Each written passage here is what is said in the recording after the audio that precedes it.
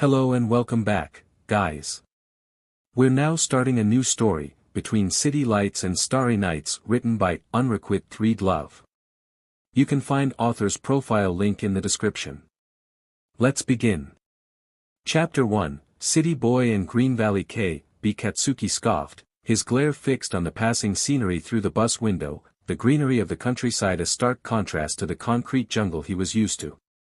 What AF in joke, he muttered under his breath, fists clenched as the realization sank in that his parents had shipped him off to this hellhole because of some bullshit about his behavioral issues. That last scuffle with that pathetic kid. That prick had it coming, he was just being a total butt. Why the F do I have to deal with their bullshit? He grumbled, hating every second of this detour from his actual life. A summer in some tiny town with his grandparents. As if he'd ever even want to set foot in a place like this. City boy through and through, this was pure torture, and he had no intention of letting it slide quietly. It was infuriating how everyone labeled him as the angry kid, but honestly, he wouldn't even be so set off if people just kept their mouths shut. Katsuki rolled his eyes at the thought of all the morons who couldn't seem to grasp that common sense was a thing. Stupid questions from stupid people. No thanks, he had zero patience for that bullshit. He let out a groan, already dreading the thought of spending the entire summer in this dump, wondering if it even had internet or if he'd be stuck showering in some cold, musty water as if he was in the Stone Age. He was used to city life, where everything was at his fingertips, Wi-Fi, hot water, and good food, not whatever the hell this countryside had to offer. There's no way in hell I can survive this SHT, he muttered to himself, feeling more sad than ever, because if he was going to be tortured by this hellhole, it better at least have some basic comforts. The bus finally came to a halt, and Katsuki shot up from his seat, yanking his bags free with a grunt. Just as he was about to step off, the driver flashed a genuinely cheery smile and said, "Enjoy your stay, kid," his accent thick and grating on Katsuki's nerves. "Yeah, thanks," he muttered sarcastically, rolling his eyes as he stepped onto the pavement. The bus pulled away, leaving him standing in a narrow street framed by quaint wooden houses and lush green hills in the distance, the kind of place that made his skin crawl with all its DMN charm. Shimoda felt like a postcard, with little shops dotting the road and the salty scent of the nearby ocean wafting through the air, absolutely nothing like the bustling city he craved. He stretched, feeling the stiffness in his limbs from sitting too long. "Ugh, just great," he groaned, annoyance bubbling to the surface. He glanced around, feeling utterly out of place and more frustrated than ever. All the DMN houses looked alarmingly similar, their rustic wooden exteriors merging into a monotone tapestry that made it impossible for Katsuki to figure out which one belonged to his grandparents. "What a pain," he muttered under his breath, his irritation spiking as he kissed his teeth with frustration. Just then, his phone buzzed, and he glanced at the screen to see his mum's name flashing. No way in hell was he about to answer that. He had zero interest in having a civil conversation with her when he was already on edge. With a deep sigh, he kicked a nearby rock, sending it skittering across the sidewalk, and started walking down the street, wishing he could just teleport back to his home, preferably to somewhere with a decent atmosphere and less of this small-town aesthetic. "This better be quick," he grumbled to himself, shoving his hands into his pockets, determined to navigate this place without losing his mind. Izuku laughed as he sprinted alongside his friends, the sun blazing down, making the air feel electric with excitement. "You're slow," he called out, pushing himself to run even faster, but just then, Tenya's long legs came into play, propelling him past Izuku. "Who's slow?" Tenya challenged, glancing back with a confident grin. "Not me." Izuku shot back, determination gleaming in his eyes. "You can't let him beat you, Izuku." Ochiko cheered from behind, her voice light with laughter. Shoto, however, was already casually jogging beside them, unfazed by the heat. "You all do realize the shop is just around the corner, right?" he said, raising an eyebrow. "Yeah, and that's exactly why we're racing," Izuku exclaimed, laughter bubbling in his chest. "Ice cream and the lake await." Last one there does the cleaning.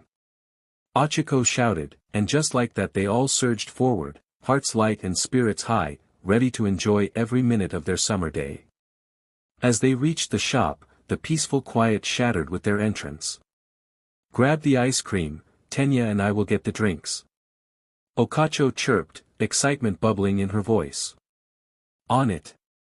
They both said in unison, racing over to the ice cream fridge.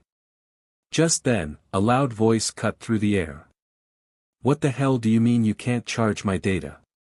What is this, the ancient era? Charge my DMN data. A blonde kid was sneering, fists pounding on the countertop. I'm sorry, but we don't have that here, you'll have to, the old man began, but Izuku couldn't hold back. Have some manners. He's way older than you. And by the way, data doesn't charge here, it's the shop next door. He interjected, his voice firm. The blonde kid shot him a cold stare before scoffing, freak, and stormed out, leaving behind his angry vibes like a storm cloud dissipating in the sun. What an awful guy, Izuku muttered under his breath, shaking his head. Some people just don't know how to treat others. Ochako joined him at the ice cream section, her eyes wide with surprise. That was really brave, Izuku. She exclaimed. Thanks, but I just can't stand seeing someone act like that, he replied, shaking his head again as he turned to choose his flavors. Now, what do you want? We've got to make this ice cream worthwhile. After grabbing their ice creams, the group finally made their way to the lake, excitement bubbling within them. Izuku wasted no time, he tossed his t-shirt aside and launched himself into the water with a cannonball. The cold splash was a shocking but refreshing contrast to the scorching heat, and he surfaced with a wide grin, basking in the warm sunlight. How could anyone be in a bad mood on a day like this? He thought, floating effortlessly and feeling utterly free. Nearby, Tenya and Shoto swam calmly, gliding through the water with ease, while Ochako sat on the shore, her eyes darting back and forth between her melting ice cream and the lake. Come on, Ochako. It's the best part of the day. Izuku called out, encouraging her to join in the fun. I'm coming. Just let me finish this. She giggled, determined to savor every last bite. Life was undeniably good, and as Izuku floated, he could hardly imagine a better moment, surrounded by his friends, laughter echoing in the air, and nothing but the bright summer sun above. Boy Katsuki scoffed as he walked around aimlessly, irritation simmering beneath the surface. It had only been a few days since he found himself in this place, but it felt like years. The data is SHT, the food's bland, and the water, he grumbled to himself, pausing to think, alright, at least the water is hot. He ran a hand through his hair, frowning. Was he really asking for too much? Just basic, comfortable living conditions like everyone had. He had been dodging his mum's calls and texts, too frustrated to engage. Why send me away just to spam my phone, he thought bitterly, wrestling with the confusion of her mixed signals. People, it seemed, were an inexplicable mess. With a deep sigh, he lit up a cigarette, the only small comfort he could find in this unfamiliar place. He took a long drag, letting the smoke curl into the air, searching for a moment of solace amidst the chaos that surrounded him. He relished the coolness of the night, grateful to finally escape the relentless blaze of the sun that had been irritating him all day. The chill was a welcome relief, especially since he was stuck with his grandparents, total strangers to him. He had no interest in getting to know them, especially not when his grandfather shot him glares that could easily turn hostile. Katsuki scoffed again, dragging deeply on his cigarette as he walked, letting the smoke drift into the night air. Arriving at the lakeshore, he stopped to gaze into the dark water, the moonlight dancing on its surface. In that moment of quiet contemplation, he sighed, realizing this experience might be more challenging than he had anticipated. The weight of awkward family dynamics and isolation hung heavy in the air, and he couldn't help but feel a sense of dread creeping in. All Katsuki wanted was to be back home in the city, surrounded by friends, his element, far removed from this bullshit place that felt entirely alien to him. Frustrated, he took another drag of his cigarette, flicking it into the water and watching it sink. But before he could wallow further in his thoughts, a voice cut through the night. "Don't throw your trash in the water, you butt." He turned, recognizing the guy from the shop, the one with the black curly hair. Surprise mixed with annoyance as Katsuki narrowed his eyes. Was this wimp really calling him out? His patience was already stretched thin, and with a sneer, he stepped closer. "Or what?" he questioned, looking for a fight as the tension crackled in the air around them. The little wimp took a step back but maintained a defiant glare, and Katsuki almost laughed at the absurdity of it. Almost.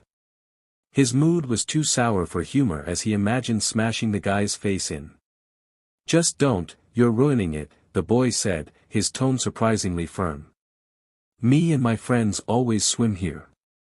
Katsuki took a deep breath, stepping back and staring at the water. This godforsaken town was draining him, leaving him too exhausted to feel angry. "Just take me home already," he thought bitterly. "I haven't seen you around here before," the boy tried again. Katsuki scoffed, his eyes still on the rippling water. "Of course you haven't. What would someone like me be doing here?" "Well, I don't know. What are you doing here? Besides polluting, that is." Katsuki's neck snapped in surprise. He had some ball, despite looking like a total wimp. "None of your DMN business," he muttered, the annoyance in his voice a thin veneer over the curiosity the boy sparked within him. "But I guess you've got guts for standing up to me. Guts or just a lack of common sense?" "I can't decide," the boy shot back, crossing his arms. "Maybe both. We're not all cut from the same mold, you know." "Looks like you're the one who has a lot to learn," the boy said, taking a step closer, undeterred by Katsuki's aggression. "What's that supposed to mean?" Katsuki frowned, finally meeting the boy's gaze, intrigued despite himself. "It means that not everyone's afraid of you," the boy replied, kicking a small rock into the water. "You might think you can just bully your way through life, but that isn't going to help you here." Katsuki's fists clenched at his sides, irritation bubbling just under the surface. "I'm not bullying anyone, look, dude, I get that you're having a rough day. We all do sometimes. But taking it out on the world isn't going to fix anything," he interrupted, sincerity cutting through the bravado. Katsuki narrowed his eyes, struggling with the unexpected vulnerability creeping into his chest. "And you're some kind of expert on fixing problems, huh?" "Maybe not an expert, but I know that I wouldn't want to be like you right now," the boy shrugged, keeping his gaze steady. "You look miserable. Why not try doing something different instead of lashing out?" Katsuki hesitated, grappling with the words. "And what do you suggest?" A small smile broke through the boy's serious demeanor. "I dunno. Maybe join me for a swim. You look like you could use a break." "Swim? In this gross water?" Katsuki scoffed, but a hint of curiosity sparked at the idea. "Why not? It's not like anyone's ever gotten sick from it. And it might help clear your head," the boy urged. "You'd be surprised how liberating it feels to just let go sometimes." Katsuki stared at him for a long moment, wrestling with the urge to refuse and the strange pull of this unexpected invitation. "You swim? I'll stand here and watch," he finally said, still skeptical but intrigued nonetheless. "Suit yourself, but you're missing out on all the fun," the boy called back, not waiting for another reply as he stepped closer to the water's edge, tossing his t-shirt aside. Katsuki watched as the boy waded in, splashing playfully, and for a brief moment, he felt a flicker of warmth tugging at the edges of his frustration. Katsuki watched the guy floating with a content smile plastered on his face, and despite himself, he sneered. "Isn't the water cold?" he called out, arms crossed, genuinely puzzled. He splashed a bit of water toward Katsuki with a playful grin. "What's your name, city boy?" "Katsuki." "And city boy, really," he replied, his brow raised, unsure why he was even engaging in this. The boredom had clearly settled in deep. "Yup, totally fits you," he giggled, his laughter brightening the moment. I'm Izuku Midoriya. Katsuki couldn't help the smirk forming on his lips. Midoriya. Like, Green Valley, he asked, his tone teasing. Izuku nodded eagerly, his eyes glistening under the moonlight. Yeah, that's right. Katsuki shook his head, struggling to stifle a laugh. That's such a dumb name. Izuku's laughter rang out again, genuine and light-hearted. Yeah, I guess so. But hey, it's mine, he replied, treading water as he looked up at Katsuki, who found himself feeling lighter than he had in weeks. Your parents definitely hated you, Katsuki shot back. I'll have you know my parents adore me very much. You know, since I'm a decent human being that tosses his trash in its assigned place and doesn't yell at his elders, Izuku teased. Oh, is that so? Katsuki grinned, the tension easing between them like the waves lapping softly at the shore. But don't think this means you're off the hook yet, Izuku. Wouldn't dream of it, Izuku shot back, the spark in his eyes filling Katsuki with a strange sense of something. For some reason, this had been the only moment where Katsuki didn't completely despise being here. He watched Izuku floating effortlessly on the surface, his silhouette illuminated by the moonlight, noticeably relaxed and carefree. Katsuki felt a strange pull, as if he wanted to join him, splash around, and let the pressure of his own frustration slip away. But the stubborn part of him held back, choosing to remain on the shore, arms crossed and a frown plastered on his face instead. Chapter 2, Beneath the Surface. Izuku woke up to the sun shining in, a soft smile gracing his face as he squinted against the bright light. His shoulders felt sore from all the swimming last night, but it was one of the best feelings in the world. With a burst of energy, he jumped out of bed, inhaling the delicious scent of pancakes and crispy bacon wafting through the house. Racing down the stairs, he heard his mother call out, Izuku, don't run down the stairs. Sorry, Mum, he yelled back, barely able to contain his excitement. He flopped down in his chair at the table, the warm aroma of syrup enveloping him. That smells amazing. Did you make the blueberry pancakes again? His mum smiled, setting a plate in front of him. Of course. I knew you'd need the energy for the day. Did you have fun swimming last night? Izuku beamed, fork in hand. It was the best. You should have seen it, Mom. I even tried a new dive. Just promise me you'll be careful, she replied, ruffling his hair playfully as he dug into the food. Always. But you know I can handle it, he said, grinning as he savored the first bite. His mother's breakfast was only making his day brighter. Izuku loved the summer, it was truly the best. He quickly inhaled his food, savoring every bite before leaning over to kiss his mom on the cheek. Thanks for the food, Mom. You're the best, he exclaimed, already feeling the excitement bubbling inside him. Before she could say anything else, he dashed up the stairs. Izuku, don't run up the stairs, his mum called after him. Sorry, Mum, he shouted back, barely slowing down. He quickly brushed his teeth, glancing in the mirror with a determined grin. He threw on the first clean t-shirt he found, bright green with a bold number 1 on it. Perfect, he said to himself as he dashed back down. Just try to be back for lunch, his mum reminded him. Got it. I'll be back, he replied, bursting out the door and into the warm summer sun, ready for adventure. He took a deep breath, the refreshing scent of trees and blooming flowers surrounding him like a warm embrace. With a smile stretching across his face, he jogged toward Ochiko's house, excitement bubbling in his chest. I can't wait to see everyone, he thought, knowing that Tenya was probably already there, ready to strategize the day's plans. The knowledge that his friends lived so close together filled him with joy, it made everything so much easier and more fun. Summer is the best time of the year, he mused, picking up his pace and imagining their laughter echoing down the street. K.B., Katsuki groaned, slumping down by the lake with a scowl etched on his face.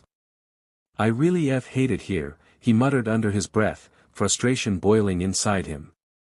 Grabbing 2 sticks, he started hammering them against a rock in front of him, imagining it was a drum while wishing he were home banging out a sick rhythm instead. That was the only way he could really relax without the urge to smack someone in the face. The sun blazed overhead, but thankfully he found a shady spot beneath a tree. At least that's one good thing, he thought begrudgingly, attempting to drown out the peace and quiet of the lake with his makeshift percussion. God, I can't stand this. Katsuki's thoughts were abruptly interrupted by the sound of laughter and chatter drifting through the air. Turning his head, he spotted Izuku and what seemed to be his friends, all of them beaming with joy and having the time of their lives. A scoff escaped his lips, he couldn't fathom how they could be so happy in such a boring place. Freaks, he muttered under his breath, irritation flaring up again as he glared at their carefree antics. To him, it felt incomprehensible, how could anyone find fun in a place he could barely tolerate? Just when Katsuki thought he'd escape without any interaction, Izuku's voice rang out, "Katsuki. Hey. Great, just great, kill him now, why don't you, God?" Katsuki turned away, hoping to go unnoticed, but Izuku was already making his way over. "Hey," he chirped, all smiles. Katsuki groaned, "Why are you over here? I heard you the first time." Izuku laughed, unfazed. "Yeah, but you didn't answer me. Come join us. We have cold drinks." Katsuki rolled his eyes dramatically.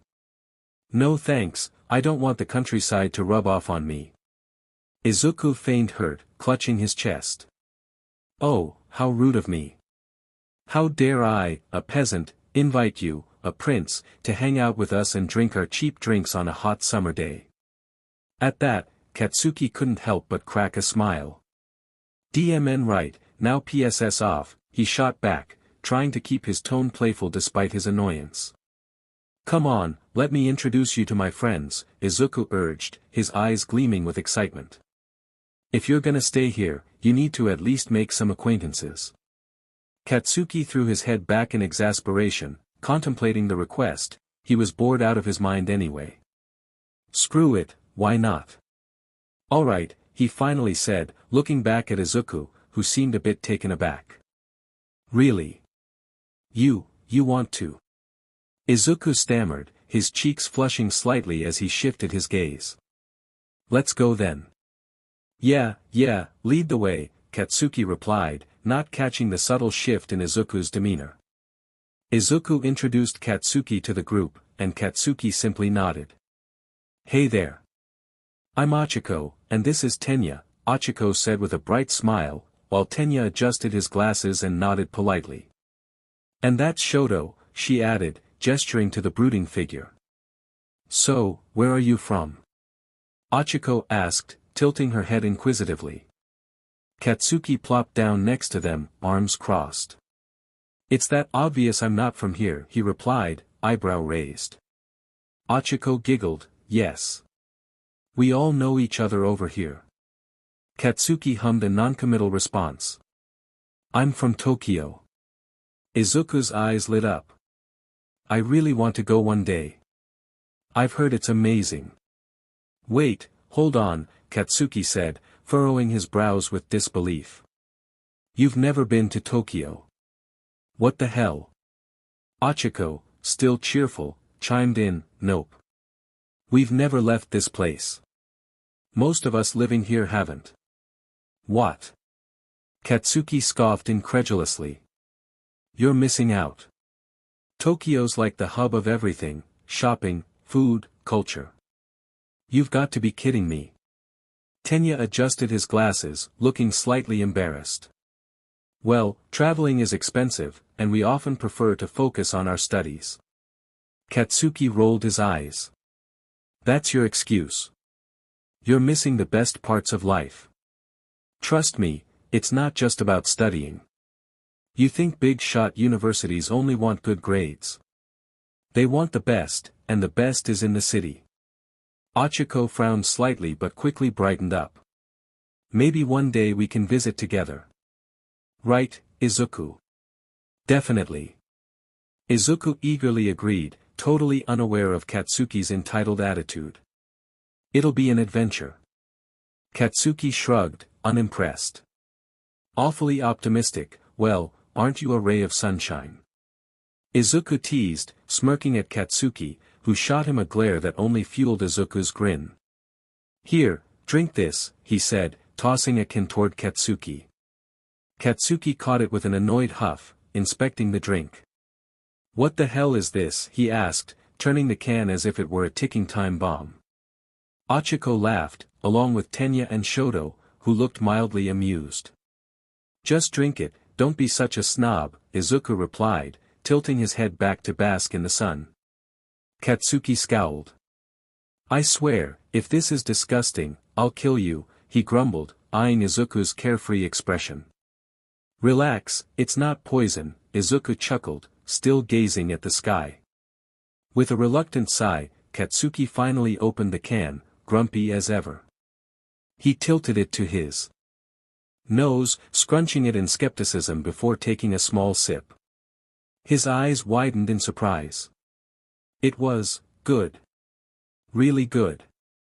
What is this? He asked, a hint of disbelief in his voice as he took a larger gulp.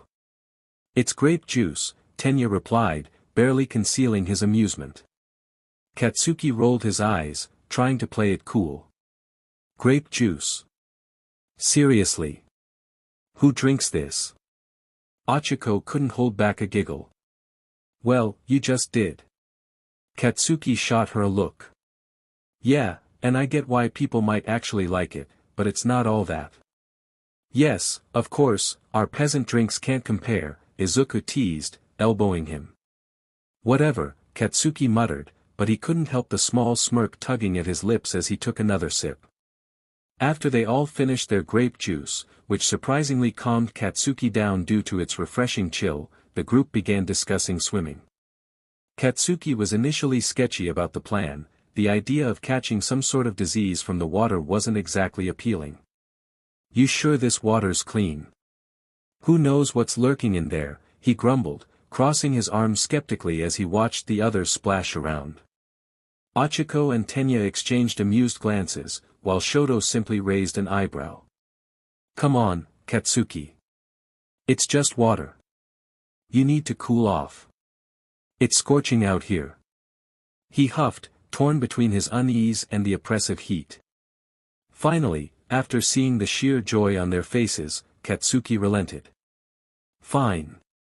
But if I end up with some weird infection, this is on you guys. As he stepped into the water slowly, he felt a sharp shock run through him. SHT, this is so cold, he shouted, his body immediately shivering as the icy water enveloped him. Izuku laughed, wading closer with a playful grin. That's why you need to jump straight in. Just do it. Katsuki shot him a glare, teeth chattering slightly. And risk hypothermia. No thanks. I'd rather take my chances with whatever's in here. Ah, come on. Live a little. Izuku encouraged, splashing water toward him. Katsuki narrowed his eyes. I swear, if you splash me again, I'll drown you. Alright, alright.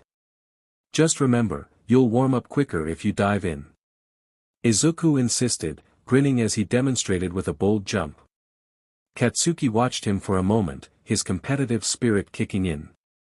Fine, he shouted, taking a deep breath before running forward and plunging himself into the water, making a big splash. Emerging moments later, he gasped.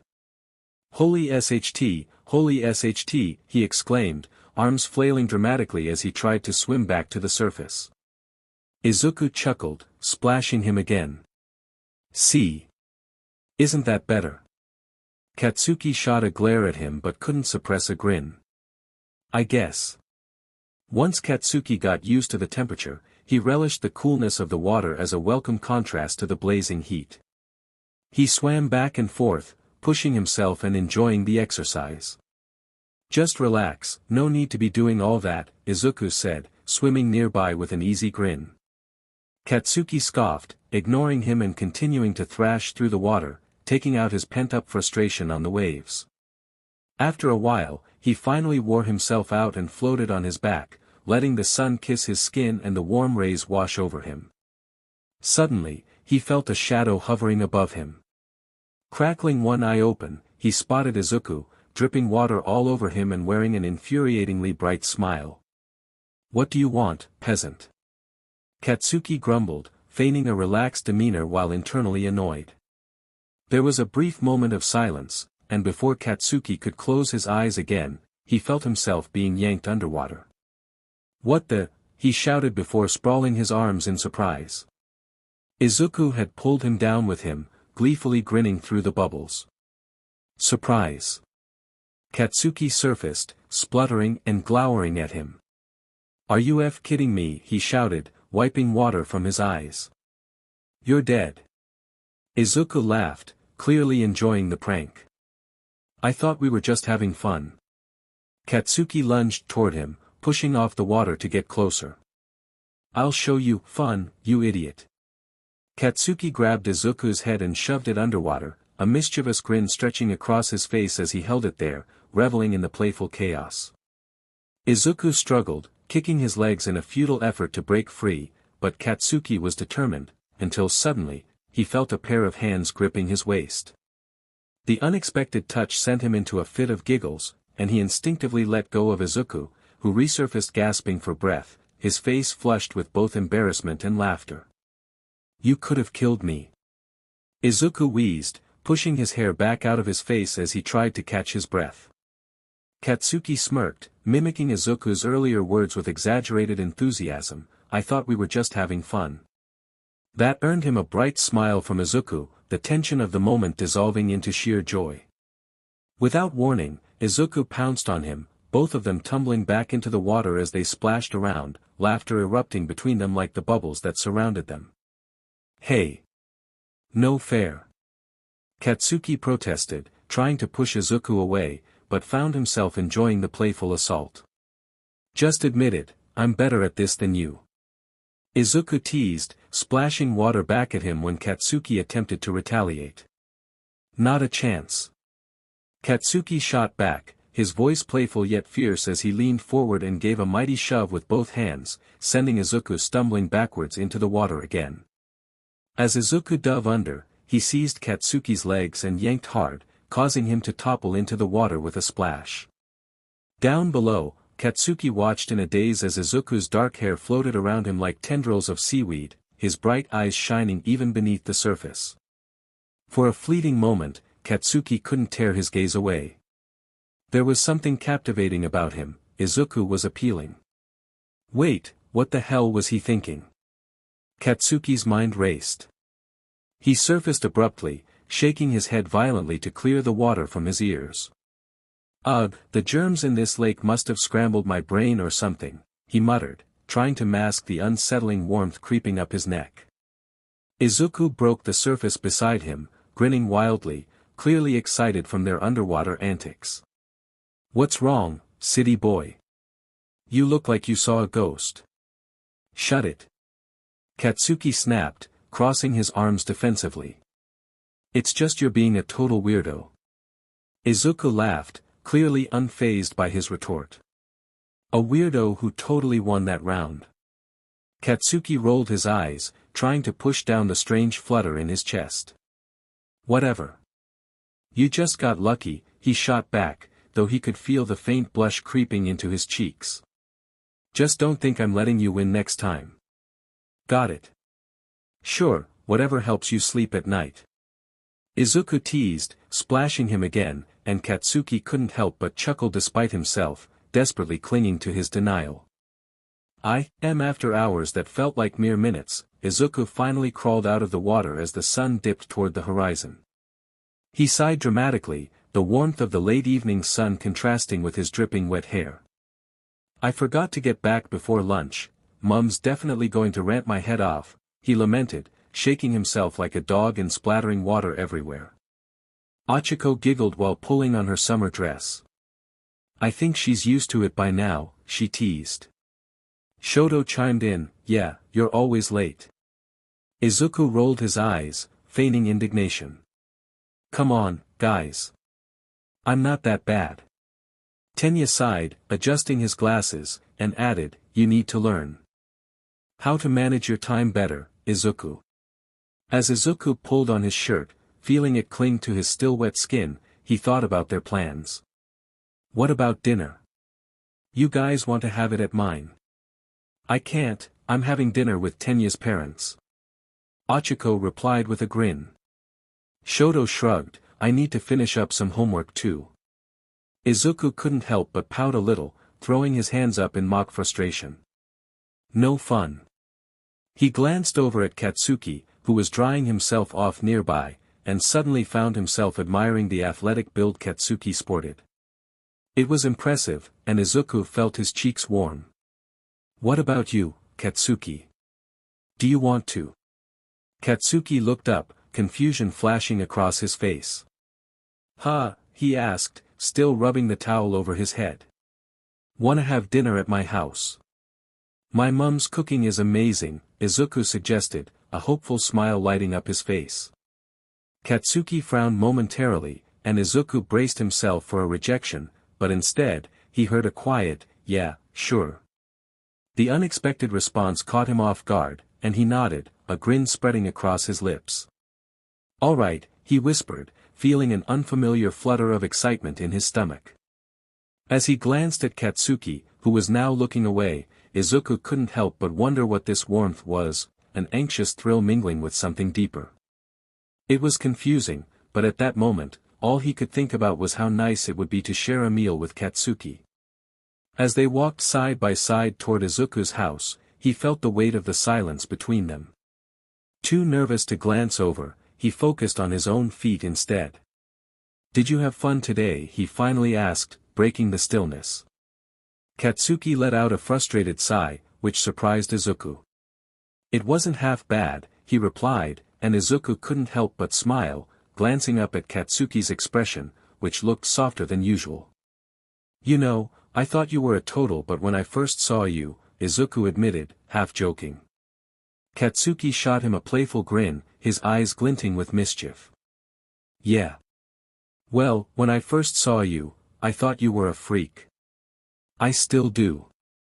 Izuku, feeling a mix of embarrassment and amusement, shoved Katsuki's shoulder lightly. Hey. That's not nice, he protested, though he couldn't suppress his own laughter. Katsuki shrugged, smirking. Better a freak than an idiot, right? Touché, Izuku chuckled, shaking his head but feeling the warmth of their banter soothe his nerves a little. After walking for a while, Izuku finally spotted the garden of his home. As Izuku kicked off his shoes and entered the house, the delicious smell of his mother's cooking flooded his senses. Mom, I'm home, he called, almost bouncing into the kitchen, with Katsuki following closely behind, his demeanor surprisingly calm. Izuku. How many times do I have to tell you to stop skipping lunch? Oh my, who do we have here? His mother exclaimed, her eyes brightening as they landed on Katsuki. Before Izuku could stammer an introduction, Katsuki stepped forward confidently. I'm Katsuki. I'm visiting my grandparents over the summer. I met Izuku a few days ago, he said with an unexpected politeness that made Izuku's jaw drop in disbelief. Katsuki was acting like a completely different person, and Izuku's mind raced. Who was this polite stranger, and what had they done with the real Katsuki? Oh, isn't that lovely, his mother chimed, her face lighting up. It's so nice to meet you, Katsuki. Izuku talked about you a few times. Izuku's eyes grew wide, and he quickly interjected, Mom. I don't, Katsuki raised an eyebrow, enjoying the flustered look on Izuku's face. Yeah. I didn't know I was so popular, he teased, a smirk creeping onto his lips. Izuku groaned softly, pinching the bridge of his nose. I'm going to wash my hands now, he muttered, trying to hide his embarrassment while his mother chuckled, clearly charmed by Katsuki. As Izuku walked to wash his hands, he couldn't help but notice the animated conversation happening between Katsuki and his mother when he returned. She was completely infatuated, hanging on Katsuki's every word as he discussed his excellent grades and studies in Tokyo. Izuku smiled to himself, shaking his head. Katsuki, you are unbelievable, he thought, suppressing a laugh at the sight. Oh wow, that's impressive. You must be so dedicated, his mother beamed, clearly impressed. Izuku could learn a thing or two from you. Mom, Izuku started, but before he could interject, he plopped down in his chair dramatically, his stomach growling loudly. Come on, I'm hungry, he exclaimed, trying to steer the conversation away. Katsuki followed suit, sitting down with a smug look. Izuku's mother began preparing the plates, and as she turned her back, Katsuki leaned over, whispering in Izuku's ear, "You can't shut up about me, huh?" His smirk made Izuku's heart race, and he froze, his face turning beet red. What? And no, I didn't, I mean, maybe I mentioned you a couple of times, but that's it. Izuku stammered, flustered. He could feel his embarrassment creeping up as he avoided Katsuki's gaze. I mean, it's not like you're that interesting, he added weakly, but he knew he sounded ridiculous. Katsuki raised an eyebrow, clearly enjoying Izuku's embarrassment. Yeah. Then why is your mother practically glowing over here, he teased, causing Izuku to bury his face in his hands in sheer mortification. Izuku's thoughts were a whirlwind, way to boost his ego, Mum, he thought, feeling both gratitude and a hint of embarrassment as his mother placed a steaming plate of homemade chicken curry and rice on the table.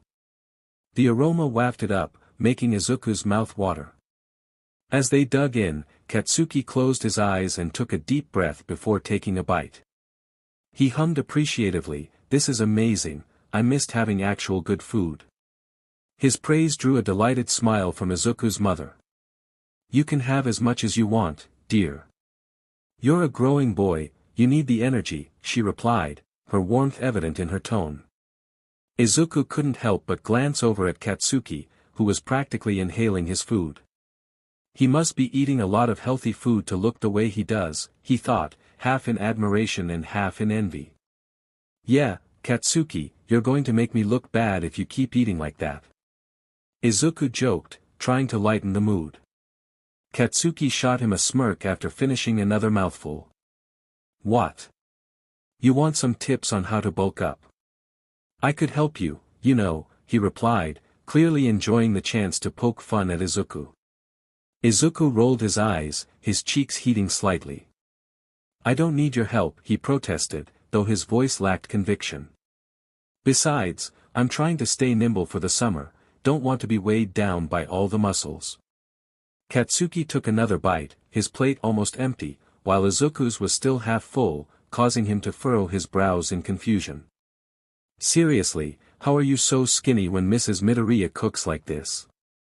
Katsuki asked, genuinely impressed with his mouth full of the delicious curry. Izuku's mother beamed at the compliment. "Thank you. This little boy keeps skipping lunch to hang out all day long.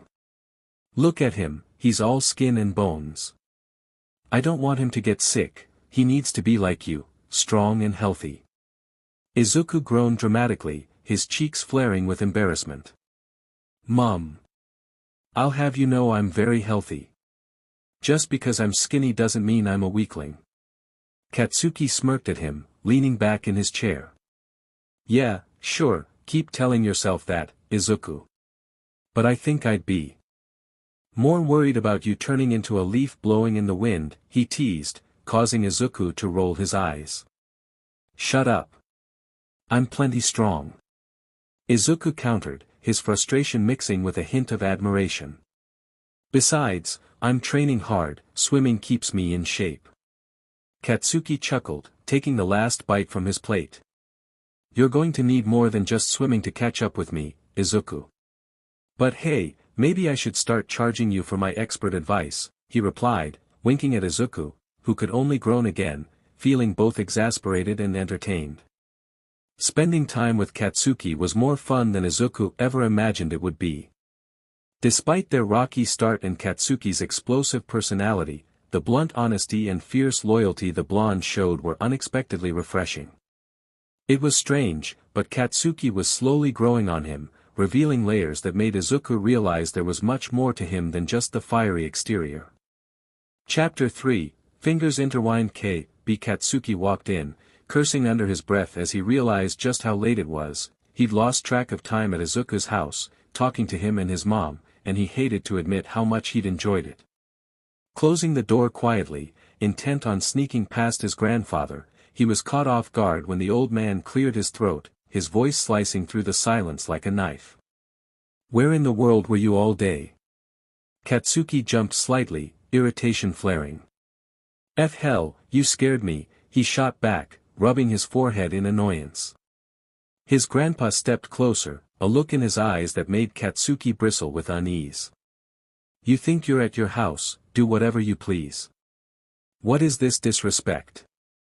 I let you off for the first few days, but you're crossing the line," he sneered, invading Katsuki's personal space like he owned it. That pushed him over the edge. "Who the hell do you think you are? I don't know you. I'll come and go as I DMN please," he yelled, the words fueled by anger bubbling inside him. But before he could storm past, his grandfather struck him hard across the face, causing his head to snap sideways. "Son of a beach," Katsuki growled, flames flickering in his chest as the initial shock turned to rage. Without thinking, he shoved the old man away, only to feel the sting of another slap land against his cheek, the old BSTRD seething, "You ungrateful brat." Katsuki's breath hitched as his grandfather grabbed his hair and shoved him to the ground, a sharp kick to his ribs winding him. Pain shot through him, but rage eclipsed it. "Get off me," he yelled, pulse racing, adrenaline surging as he struggled against the floor. The air crackled with tension, the room thick with the suffocating weight of anger. What's got you so lost in thought?" Ochiko asked, breaking through the haze of Izuku's mind. He stopped drawing, leaning back against his pillows, the frustration mingling with worry. "I don't know," he murmured, but the truth weighed heavy on his chest. He hadn't seen Katsuki around for the past 2 days, and each passing hour felt like a mist of worry. He had no idea where Katsuki's grandparents lived, and the nagging thought of whether he was ill or just dealing with family stuff tightened the knot in his stomach. Ochiko continued rambling about her and Tenya, her voice a soothing background hum, but Izuku could only half listen, his mind spiraling back to Katsuki's absence and the pressing urge to see him again, to make sure he was okay, to understand whatever was going on.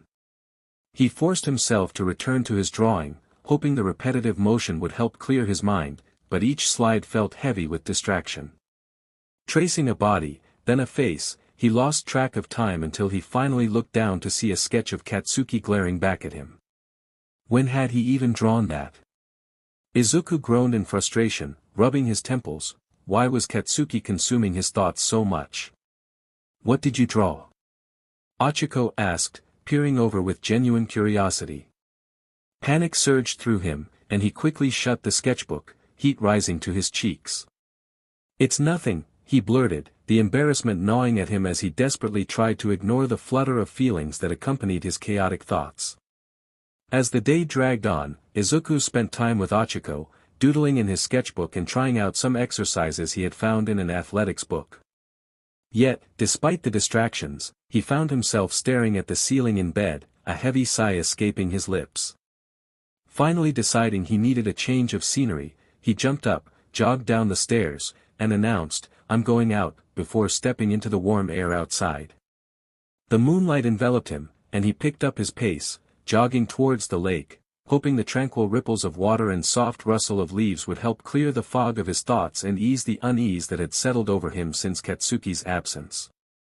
At the lake, the once warm air turned chilly, and Izuku took a deep breath, trying to steady his racing heart as he spotted a familiar broad back and messy blonde hair sitting near the shore. "You," he called, breathless as he ran over. "Where have you been?" Katsuki looked up, scowling, then turned his gaze back to the water. Izuku crouched beside him, his brow furrowing with concern. "Hey, what happened to your face?" he asked, tilting his head to get a better look at the busted lip and bruise on Katsuki's cheekbone. "You look like you've been in a fight."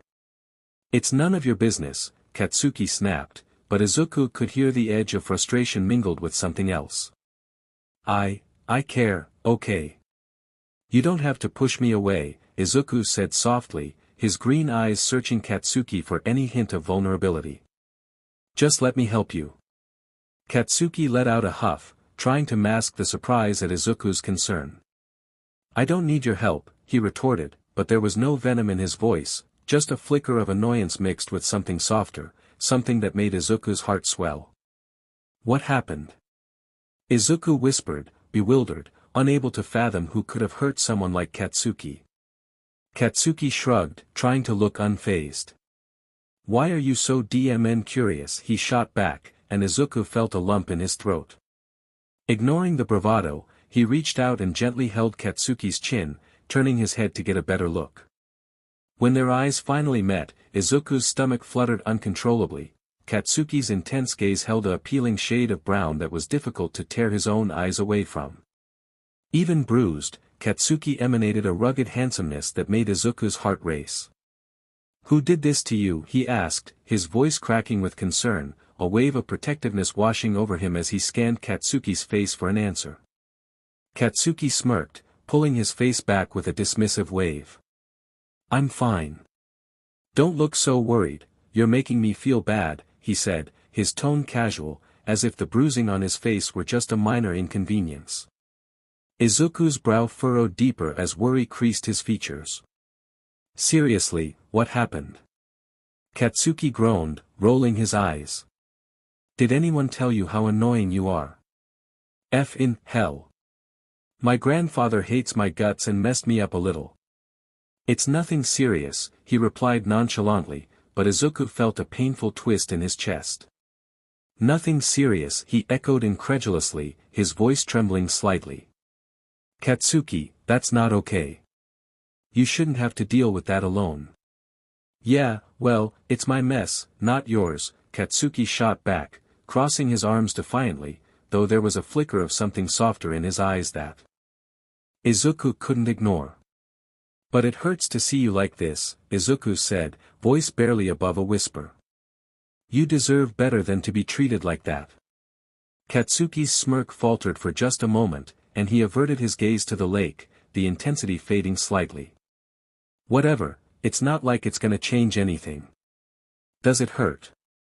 Izuku asked, his voice shaking as he fought back tears, feeling small in the face of Katsuki's bravado.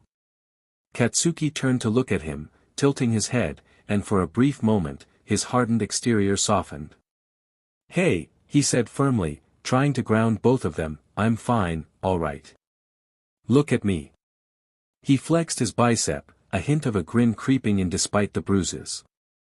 "This is just a scratch, so, don't worry." Izuku's heart swelled at the sight, but it only made him feel more conflicted. "But Katsuki, it looks really painful," he replied, voice barely above a whisper, tears threatening to spill.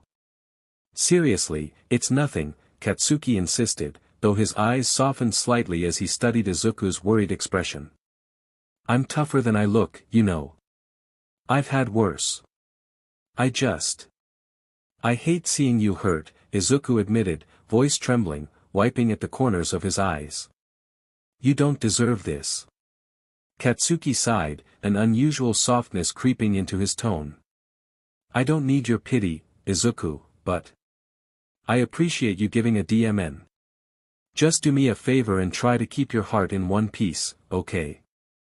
Izuku nodded slowly, still feeling the weight of concern, but grateful for Katsuki's attempt to reassure him. "Promise." Katsuki sighed, his gaze drifting up to the vast, open sky where clouds began to drift lazily.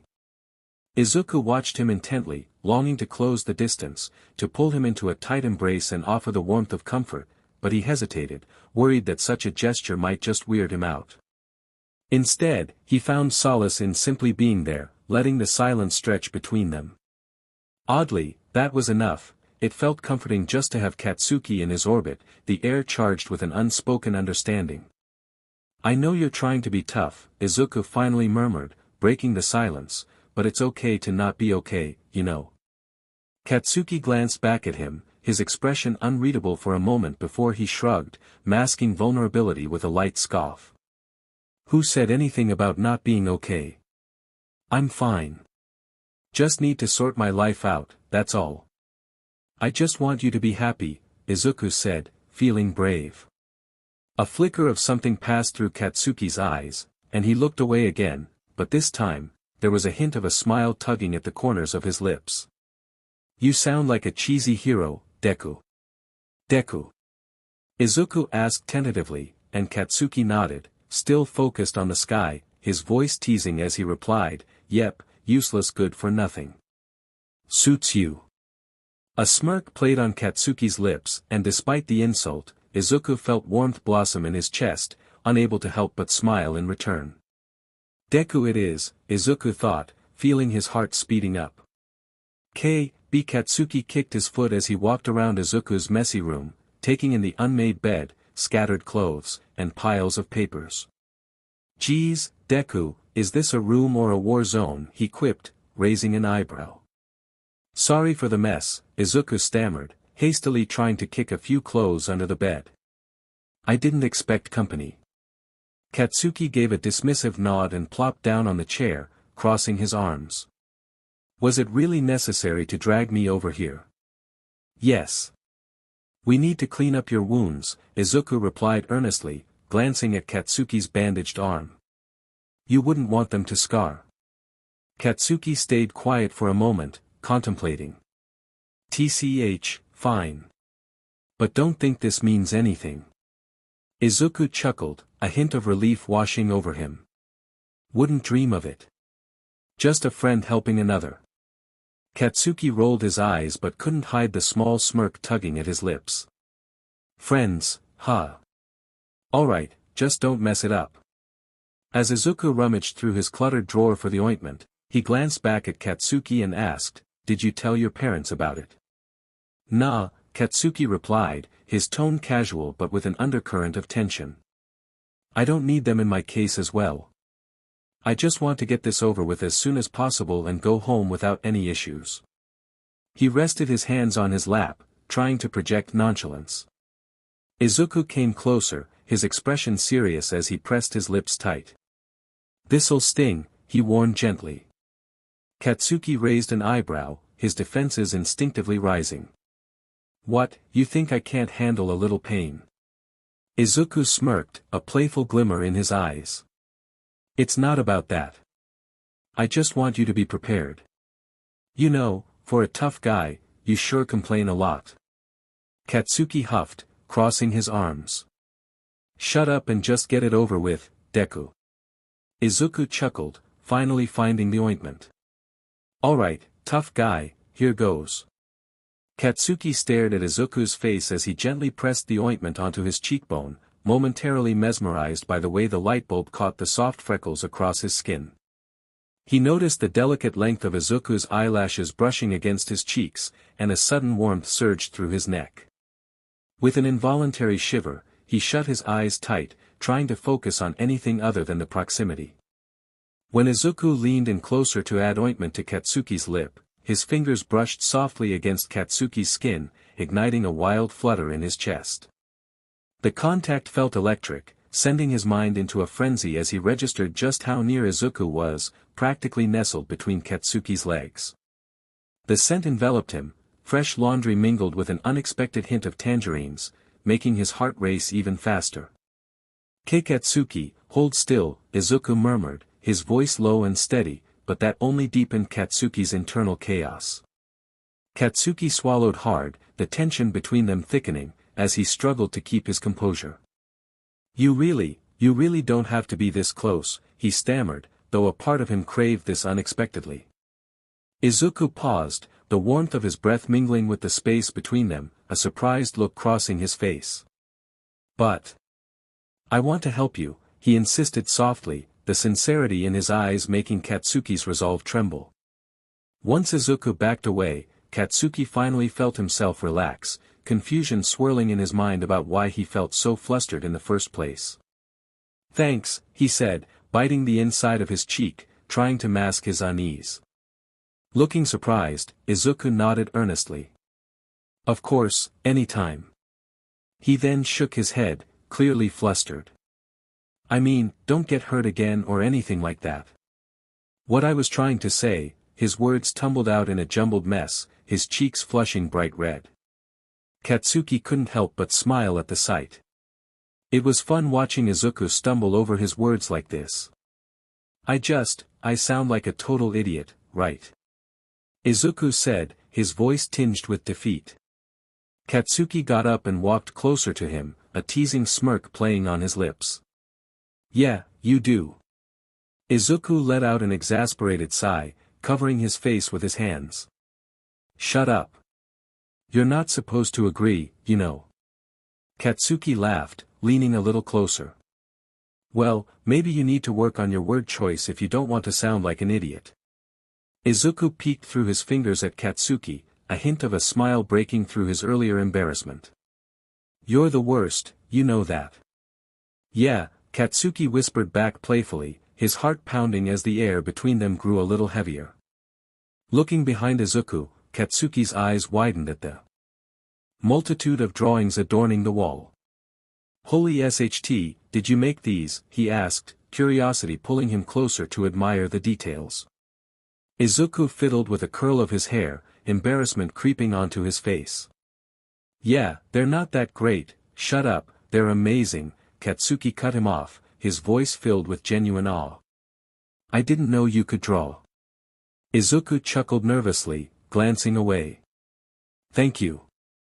I just draw for fun. Katsuki picked up a notebook he spotted on the shelf, his excitement building as he flipped through the pages.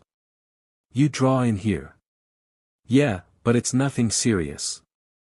I just do it when I'm bored, Izuku replied, though he could see Katsuki's eyes light up with every turn of the page. As Katsuki continued flipping through, he suddenly gasped, coming across a sketch of Wait, was that him? Shock washed over him as he held the drawing up next to his face. You drew me, he exclaimed, his heart racing at the thought. Izuku's eyes went wide, panic flaring. Oh my gosh, no, he shouted, trying to snatch the notebook away, but Katsuki blocked his arm. Nah, this is incredible. Why would you hide this from me? Katsuki pressed, still in awe of the artistry. Ugh, please, stop. I didn't mean for you to see that. Izuku stammered, his face turning a deep crimson as he attempted to hide behind his hands, but the embarrassment only made Katsuki grin wider. Too late. You're way too talented to keep this to yourself, Katsuki grinned, reveling in the moment as he continued to hold up the drawing of himself. Did you miss me so much you had to draw a Katsuki to keep you company, he teased, but the way Izuku's face flushed deeper and his gaze averted made Katsuki's chest feel warm. It was a mix of vulnerability and something else, was he really right? Katsuki gulped, the distance between them shrinking as he felt an undeniable attraction pulling him closer. SHT, Deku, I was just joking, but I didn't think it was for real, he said, half laughing, half nervous.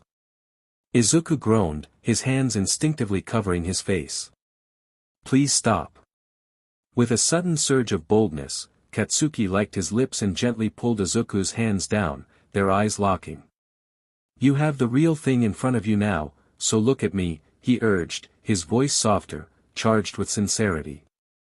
Izuku's eyes widened, a mixture of shock and something deeper swirling within them. Katsuki, he started, but the words stumbled in his throat. Just look, Katsuki said again, his voice firm yet tender, inching even closer, their breaths mingling. I'm right here, and you don't have to hide. It's just me. Izuku hesitated, but then slowly met Katsuki's gaze, a hint of wonder flickering behind his green irises. I can't help it, I get nervous around you, he admitted softly, vulnerability spilling over. Good, Katsuki replied, a smirk playing on his lips. You should be a little flustered. The teasing tone lingered in the air, but there was a warmth between them, the unspoken understanding hanging heavy in the air. I bet that really boosted your ego just now, Izuku said, pushing past Katsuki and flopping face first onto his bed. Katsuki slowly turned around, a chuckle escaping involuntarily. Maybe. You think I'm drawing worthy, he asked, half joking but genuinely curious. Izuku let out an exaggerated scream muffled by his pillow before flipping onto his back, staring at the ceiling. I guess you're attractive, or something, he whispered, his cheeks still tinged pink. That made Katsuki grin wider.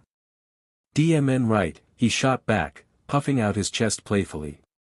I knew you had good taste, Deku. Izuku rolled his eyes but couldn't hold back a smile. Just don't let it get to your head, he warned, though there was a lightness in his voice that belied his words. Too late, Katsuki teased, moving closer to the edge of the bed. Now, if I'm so attractive, what are you gonna do about it? Izuku's breath hitched, the playful banter morphing into something thick with tension. What about me, he stammered, feeling the electricity in the air. What about you? Katsuki asked, confusion written across his face. Izuku blinked.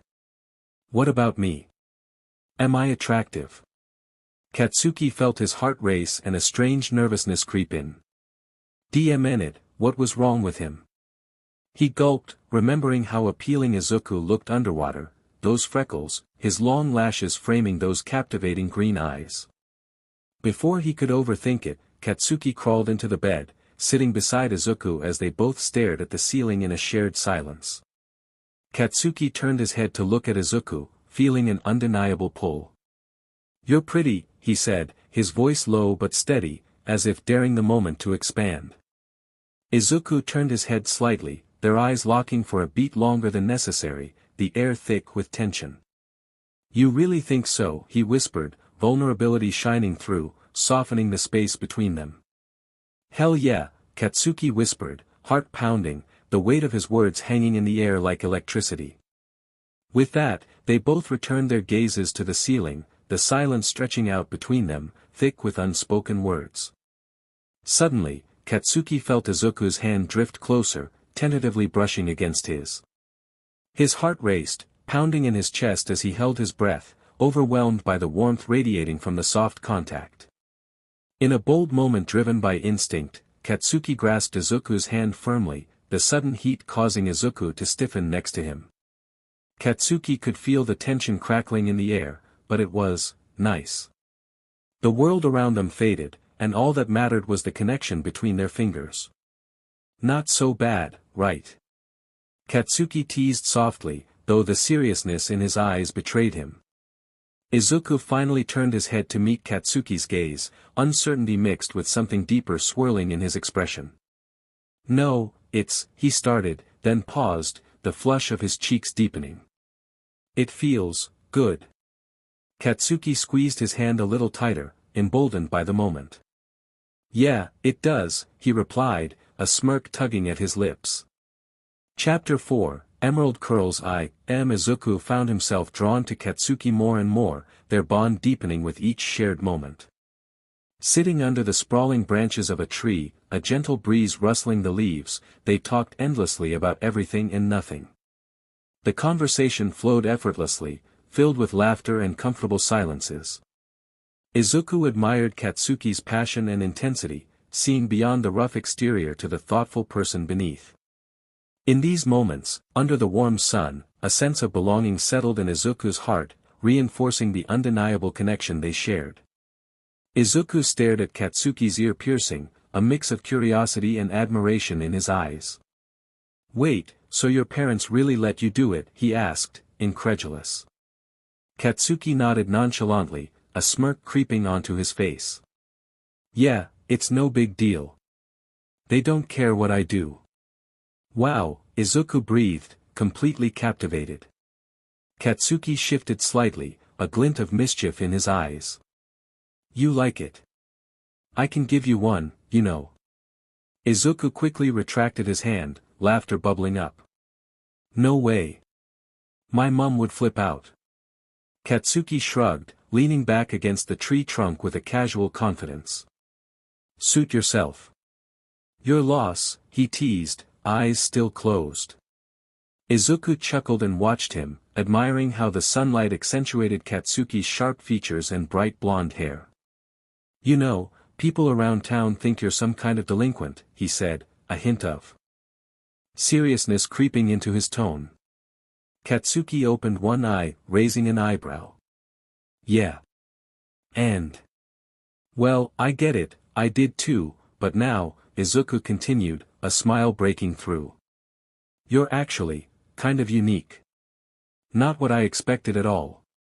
Katsuki's expression softened for a moment, the smirk fading. Yeah, well, people just don't get it. But what do they know? Izuku chuckled again, feeling a warmth spread in his chest. Maybe they'll figure it out someday. Katsuki shot him a sideways glance, a hint of a grin returning. Maybe. Or maybe I like it this way. Yeah, maybe it keeps things interesting, Izuku replied, his gaze lingering on Katsuki, feeling a strange mix of admiration and something deeper. Izuku couldn't quite pinpoint what it was about Katsuki that drew him in so completely. Perhaps it was the thrill of the unfamiliarity, the way Katsuki's city demeanor contrasted with the familiarity of Izuku's rural life. Katsuki was an enigma, a bold spirit completely unlike anyone Izuku had encountered before, bringing with him a sense of spontaneity.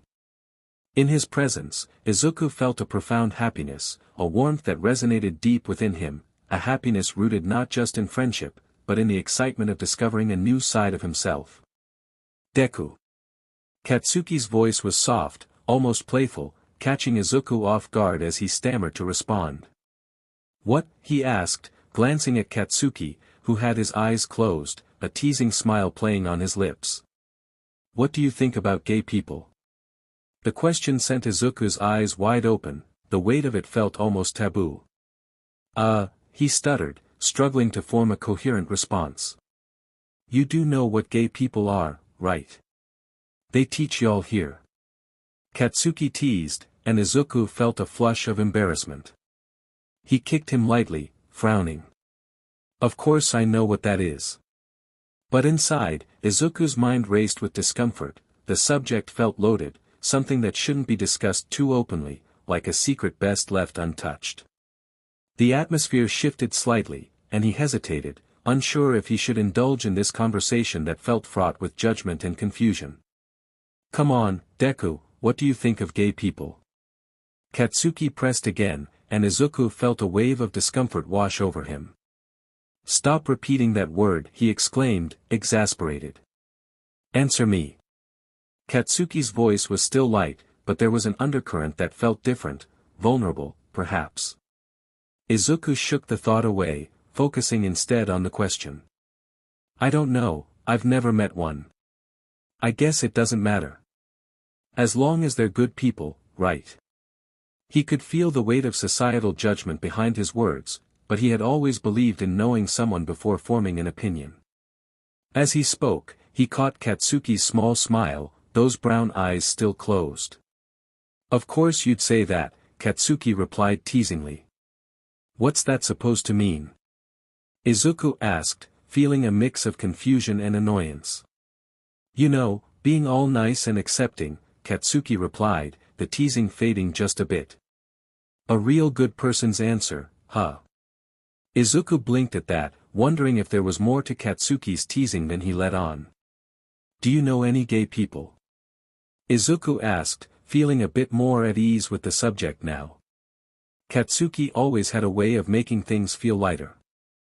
Katsuki nodded, opening his eyes but not quite meeting Izuku's gaze. Yeah, a few. Some of them are my friends, it's pretty normal in the city, he said casually. Izuku listened intently, curiosity peaking within him. Really?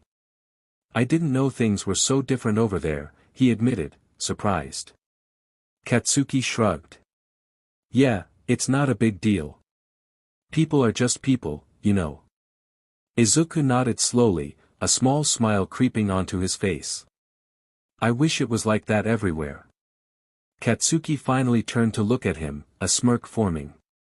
You'd probably get used to it, peasant, he teased, and for a moment, Izuku felt a warmth settle within him.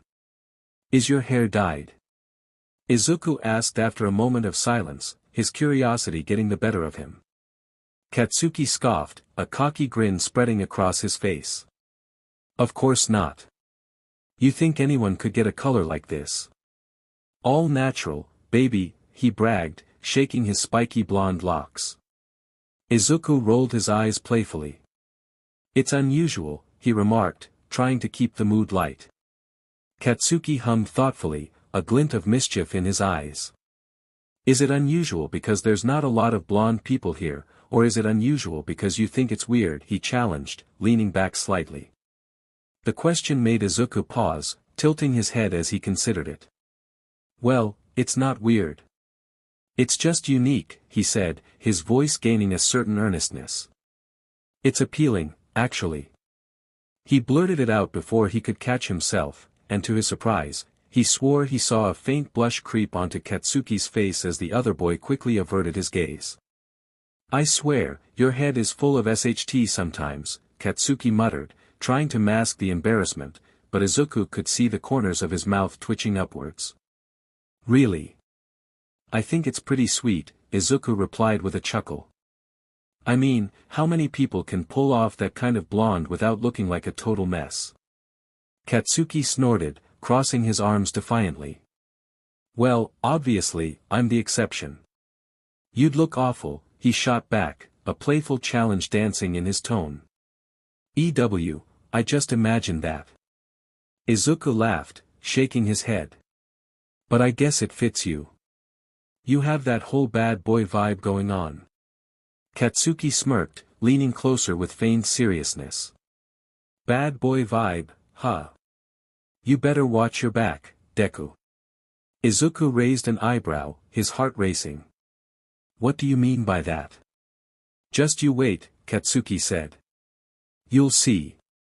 Until then, just appreciate the unique beauty right in front of you. Katsuki was likely more excited than Izuku as they wandered the shop. The whole idea of Izuku wanting to change his appearance had caught him off guard at first. He hadn't expected him to suggest something so bold. It was a moment of spontaneity, and Katsuki felt an inexplicable thrill at the thought of Izuku embracing some newfound confidence.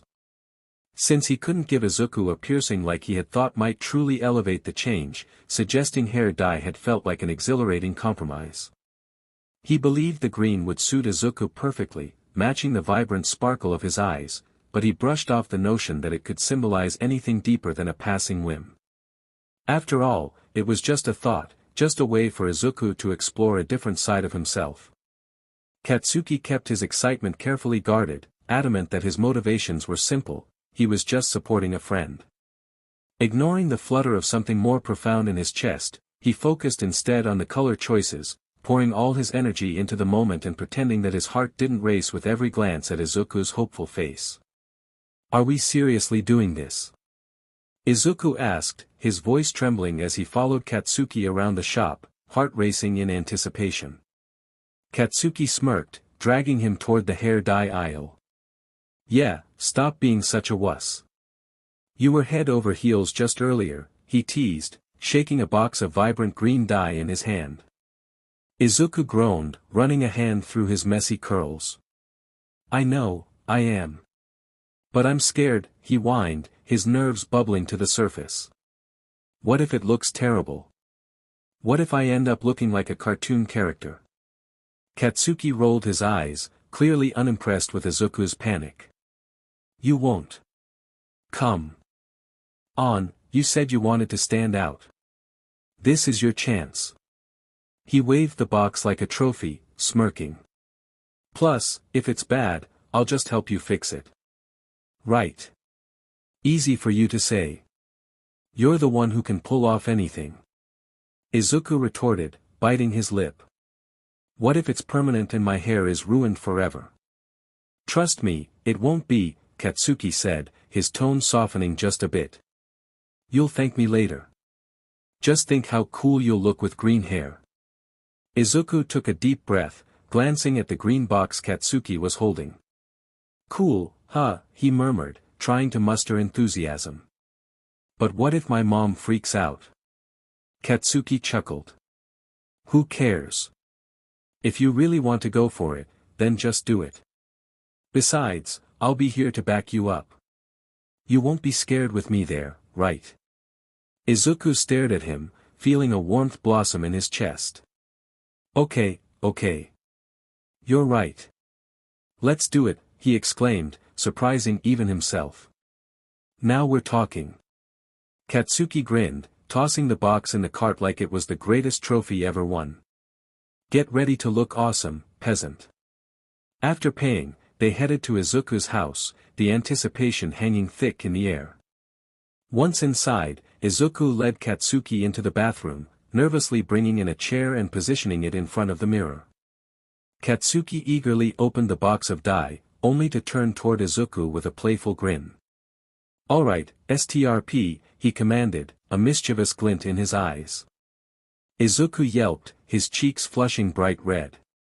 "What?" he exclaimed, wide-eyed. Katsuki rolled his eyes, clearly amused.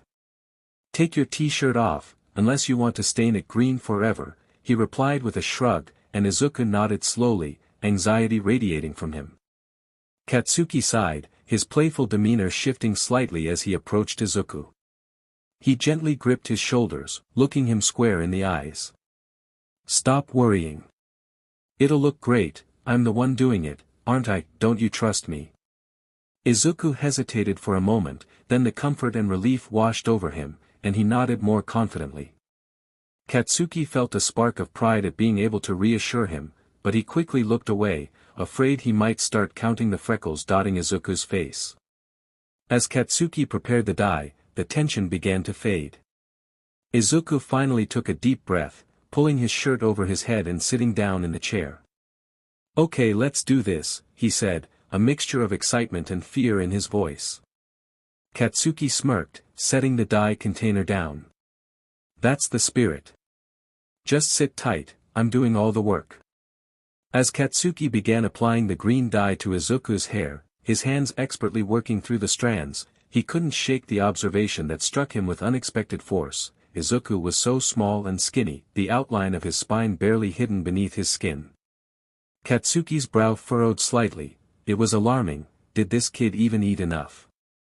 Despite how much time Izuku spent under the sun, his skin remained pale, a stark contrast to Katsuki's own tanned complexion. For a moment, he felt an unfamiliar twist of concern in his gut, something that felt deeper than a casual friend should feel. It unsettled him, stirring feelings he preferred to keep buried, stirring a protective instinct he didn't fully understand. Shaking off the thoughts, he focused on the task at hand, but the worry lingered in the back of his mind, gnawing at him as he continued to work. Katsuki's eyes flickered to Izuku's reflection in the mirror as he worked, noticing how the other boy was staring down at his feet, a hint of vulnerability in his posture. His gaze lingered on the plump, rosy lips and those long, dark lashes framing Izuku's bright eyes. "He's pretty like a girl," Katsuki thought, the realization washing over him like an unexpected tide. But was it okay to think that? Izuku wasn't a girl, and he wrestled with the notion that comparing him to one felt wrong. Still, the truth was undeniable, Izuku had a certain beauty about him that transcended gender norms. Katsuki shook his head slightly, trying to focus on applying the dye, but beneath the surface, he grappled with the implications of what he was feeling, trying to make sense of the admiration he couldn't quite articulate. "Here, I'm done," Katsuki declared, heading over to wash his hands, but he couldn't shake the sight of Izuku biting his bottom lip in the mirror. "DMN it, stop tempting me," he thought with frustration.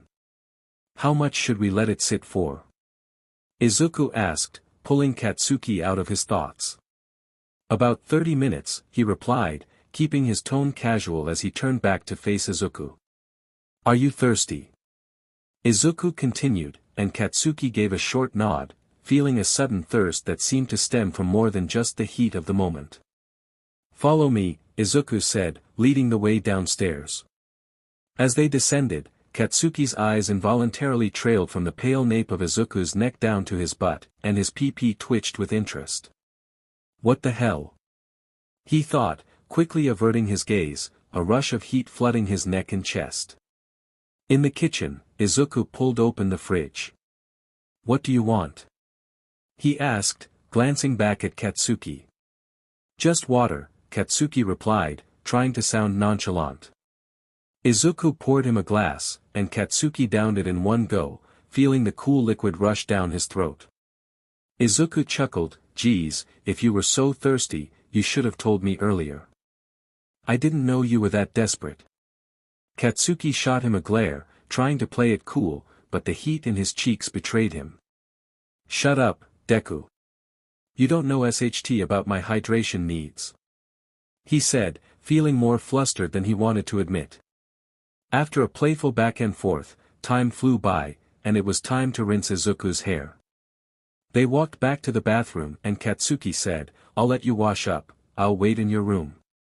But Izuku grabbed his arm to stop him, the touch sending an unexpected jolt through Katsuki.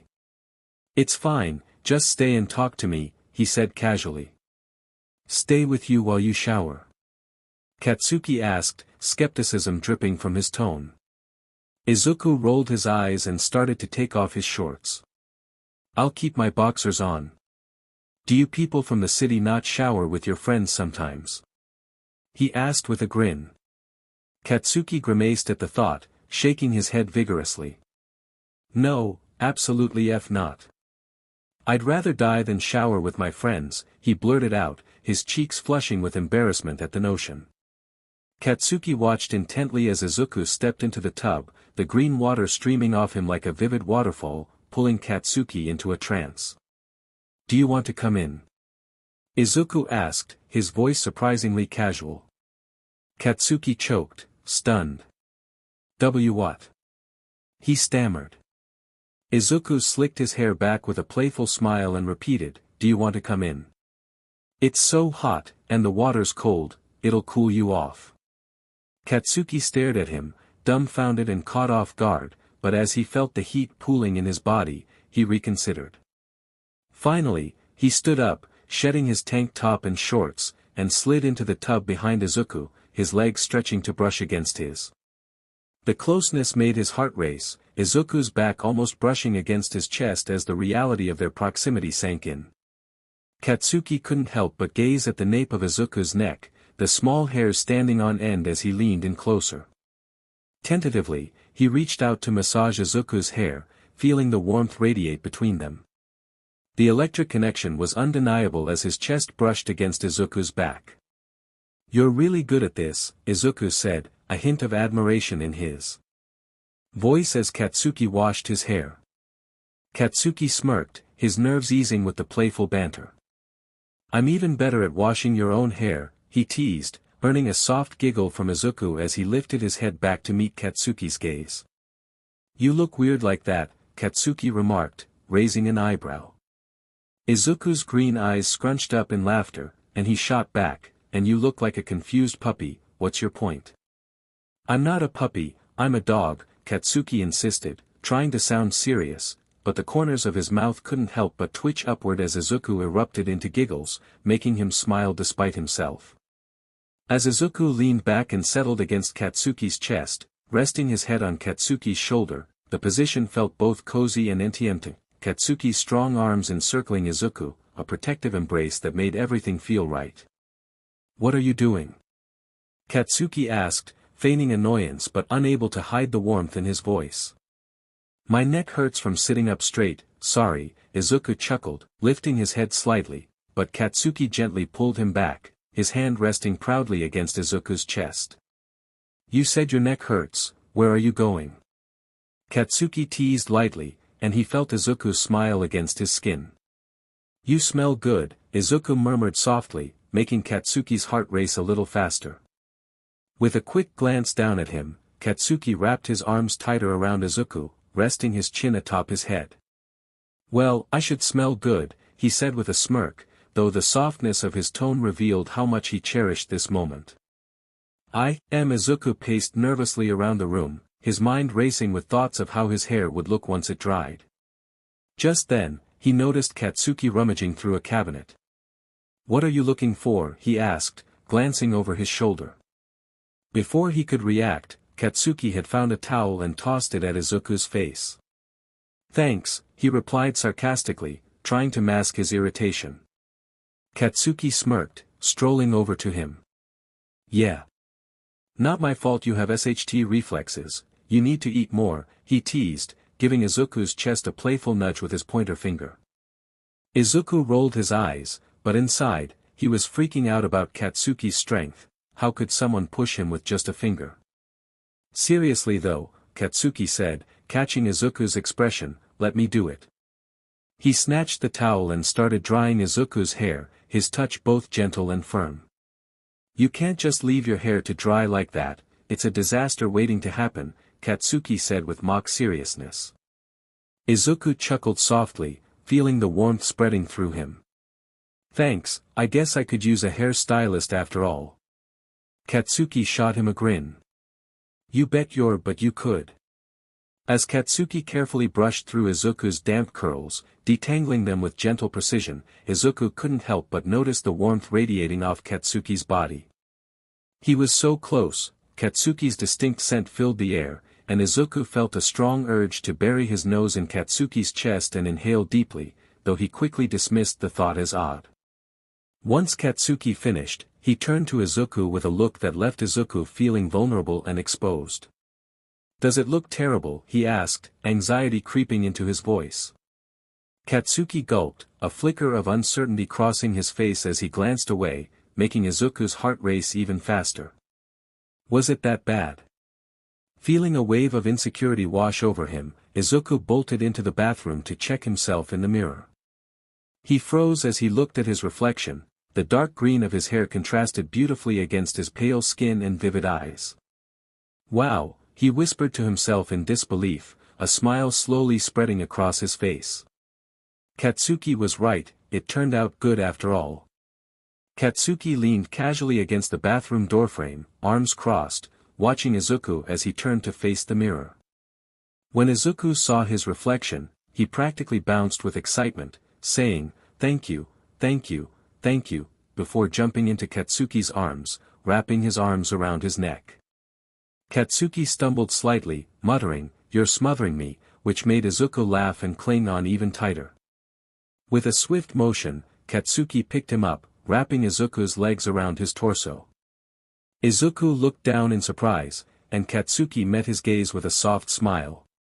"You look good, it looks good," he said, and Izuku felt a warmth spread across his cheeks, not entirely understanding why Katsuki's words impacted him so deeply.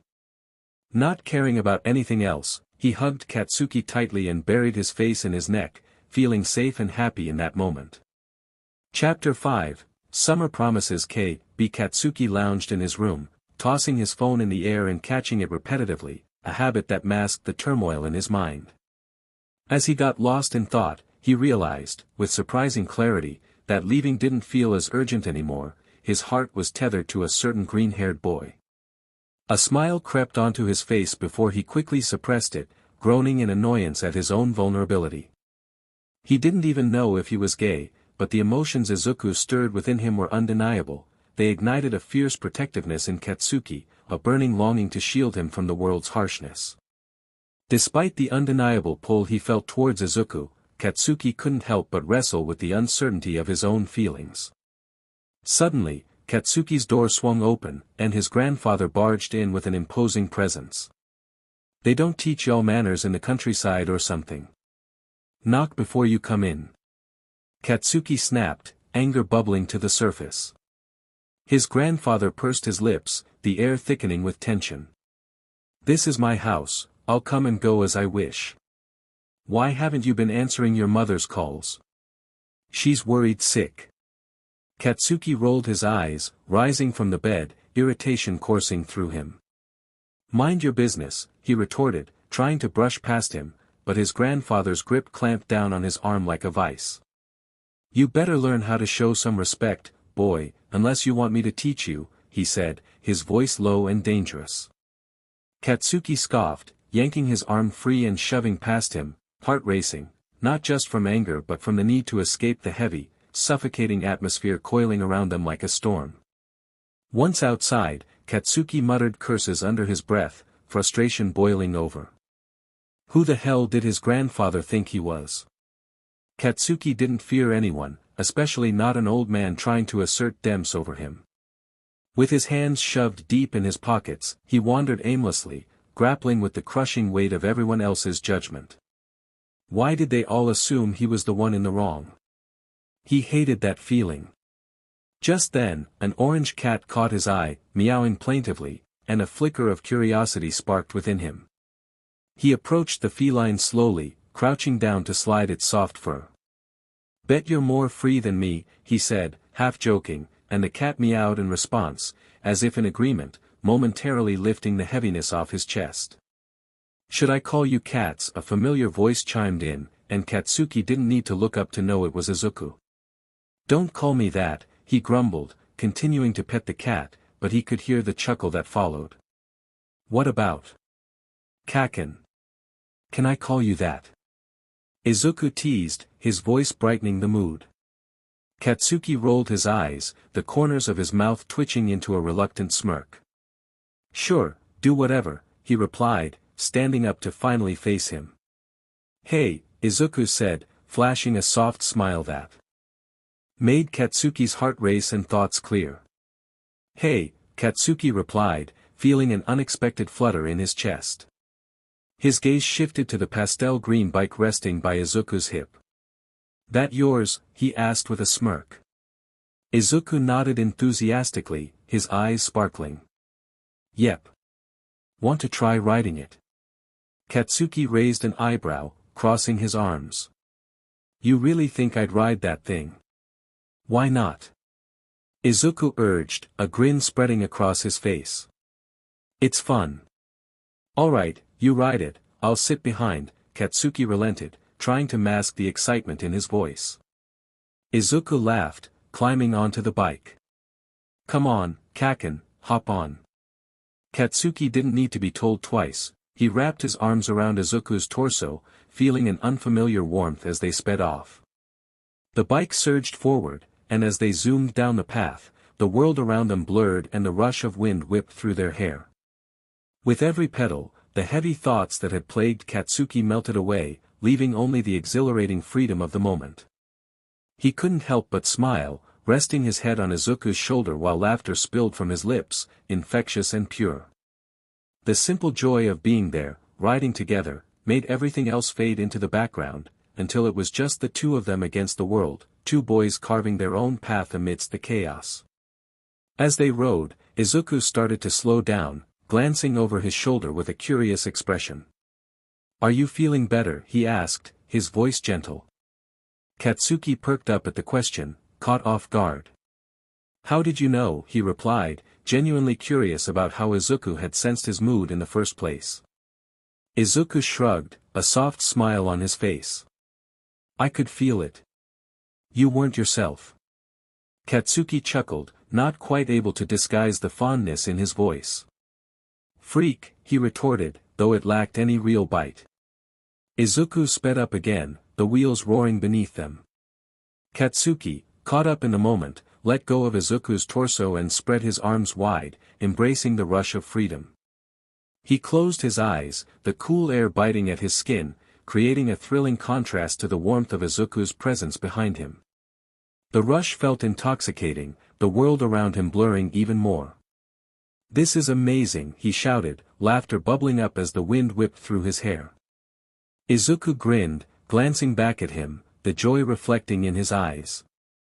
"Just hold on tight, Kaken," he called over the roar of the bike. Katsuki opened his eyes just in time to see the horizon stretching out ahead, an endless road filled with possibilities. In that moment, every worry faded. As they parked the bike and made their way to the shore, Katsuki couldn't help but steal glances at Izuku, who stood mesmerized by the shimmering lake. The sunlight danced on the water's surface, and a gentle breeze tousled Izuku's hair, making him look captivating, not appealing in a conventional sense, but striking in a way that stirred something within Katsuki. "What are you staring at?" Izuku asked, his gaze still fixed on the water, but he turned slightly, catching the corner of Katsuki's eye. "Nothing. Just the view," Katsuki replied, shrugging, though his heart raced. Izuku chuckled softly, a hint of color rising to his cheeks. "You're a terrible liar." "Shut up," Katsuki shot back, but his voice was more playful than annoyed. "You just look different out here." "Different how?" Izuku asked, finally meeting his gaze, a mix of curiosity and vulnerability in his eyes. "Just I don't know." "More you," he admitted, his voice softening as he felt the weight of the moment. There were unspoken words lingering between them, and for a brief second, everything felt perfect. Izuku's blush deepened as he watched Katsuki pull out a cigarette, lighting it with casual confidence. "You smoke?" he asked, eyes widening in surprise as Katsuki nodded, taking a long drag and visibly enjoying it. "Yeah, what's it to you?" Katsuki smirked, cigarette perched between his lips. Izuku bit his lip, letting the moment simmer.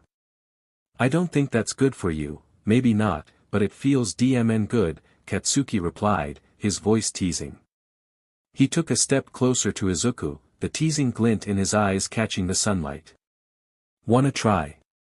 I don't know," Izuku stammered, his heart racing as Katsuki narrowed the distance between them. With a playful grin, Katsuki took another drag before grabbing Izuku by the face, pulling him in closer. "Relax," he murmured before pressing his lips against Izuku's, blowing the smoke gently into his mouth. Izuku tensed up, eyes widening in shock before he coughed softly, his face now a deep shade of red. "Keikaken. What was that?" Katsuki chuckled, his voice low and playful. "Just a taste. Can't let you be all innocent forever, can I?" Izuku sputtered, trying to regain his composure, but the warmth of Katsuki's breath lingered on his lips. "I'm not innocent," he protested weakly, trying, and failing, to sound indignant. Katsuki raised an eyebrow, an amused grin spreading on his face. "Sure, keep telling yourself that." Katsuki took another drag from his cigarette, stealing glances at Izuku's adorable expression, a mix of curiosity and concern. He didn't dissect why he did what he did, those thoughts could wait. Right now, he was content just being there with Izuku, but then the quiet was broken. Do you have a girlfriend?" Izuku asked hesitantly, his voice barely rising above the sound of the lapping water. Katsuki choked on the smoke, eyes widening in surprise. "Huh? Where did that come from?" He turned to Izuku, bewildered by the sudden shift in the conversation. Izuku finally met his gaze, his eyes a little glazed and vulnerable. "Answer me," he urged, a hint of desperation creeping into his tone, his expression reminiscent of a sad puppy waiting for a snack from his owner.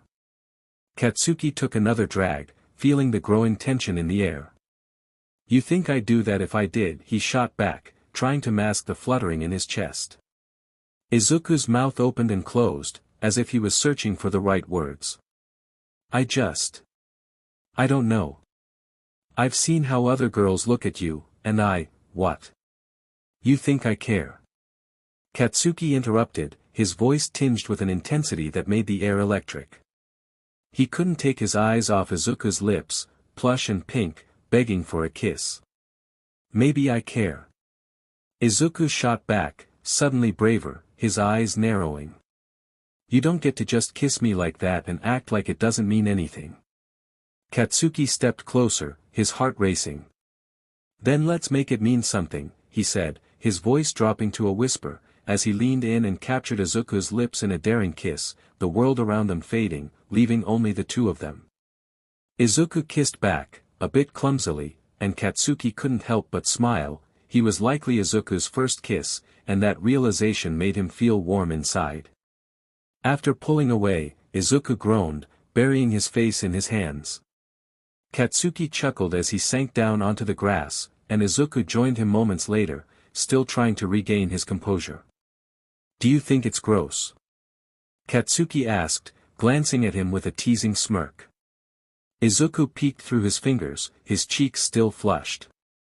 "I liked it," he whispered, sending another rush of warmth through Katsuki. "Yeah." Katsuki replied, trying to hide his grin as he laid back against the grass, gazing up at the clouds drifting lazily by.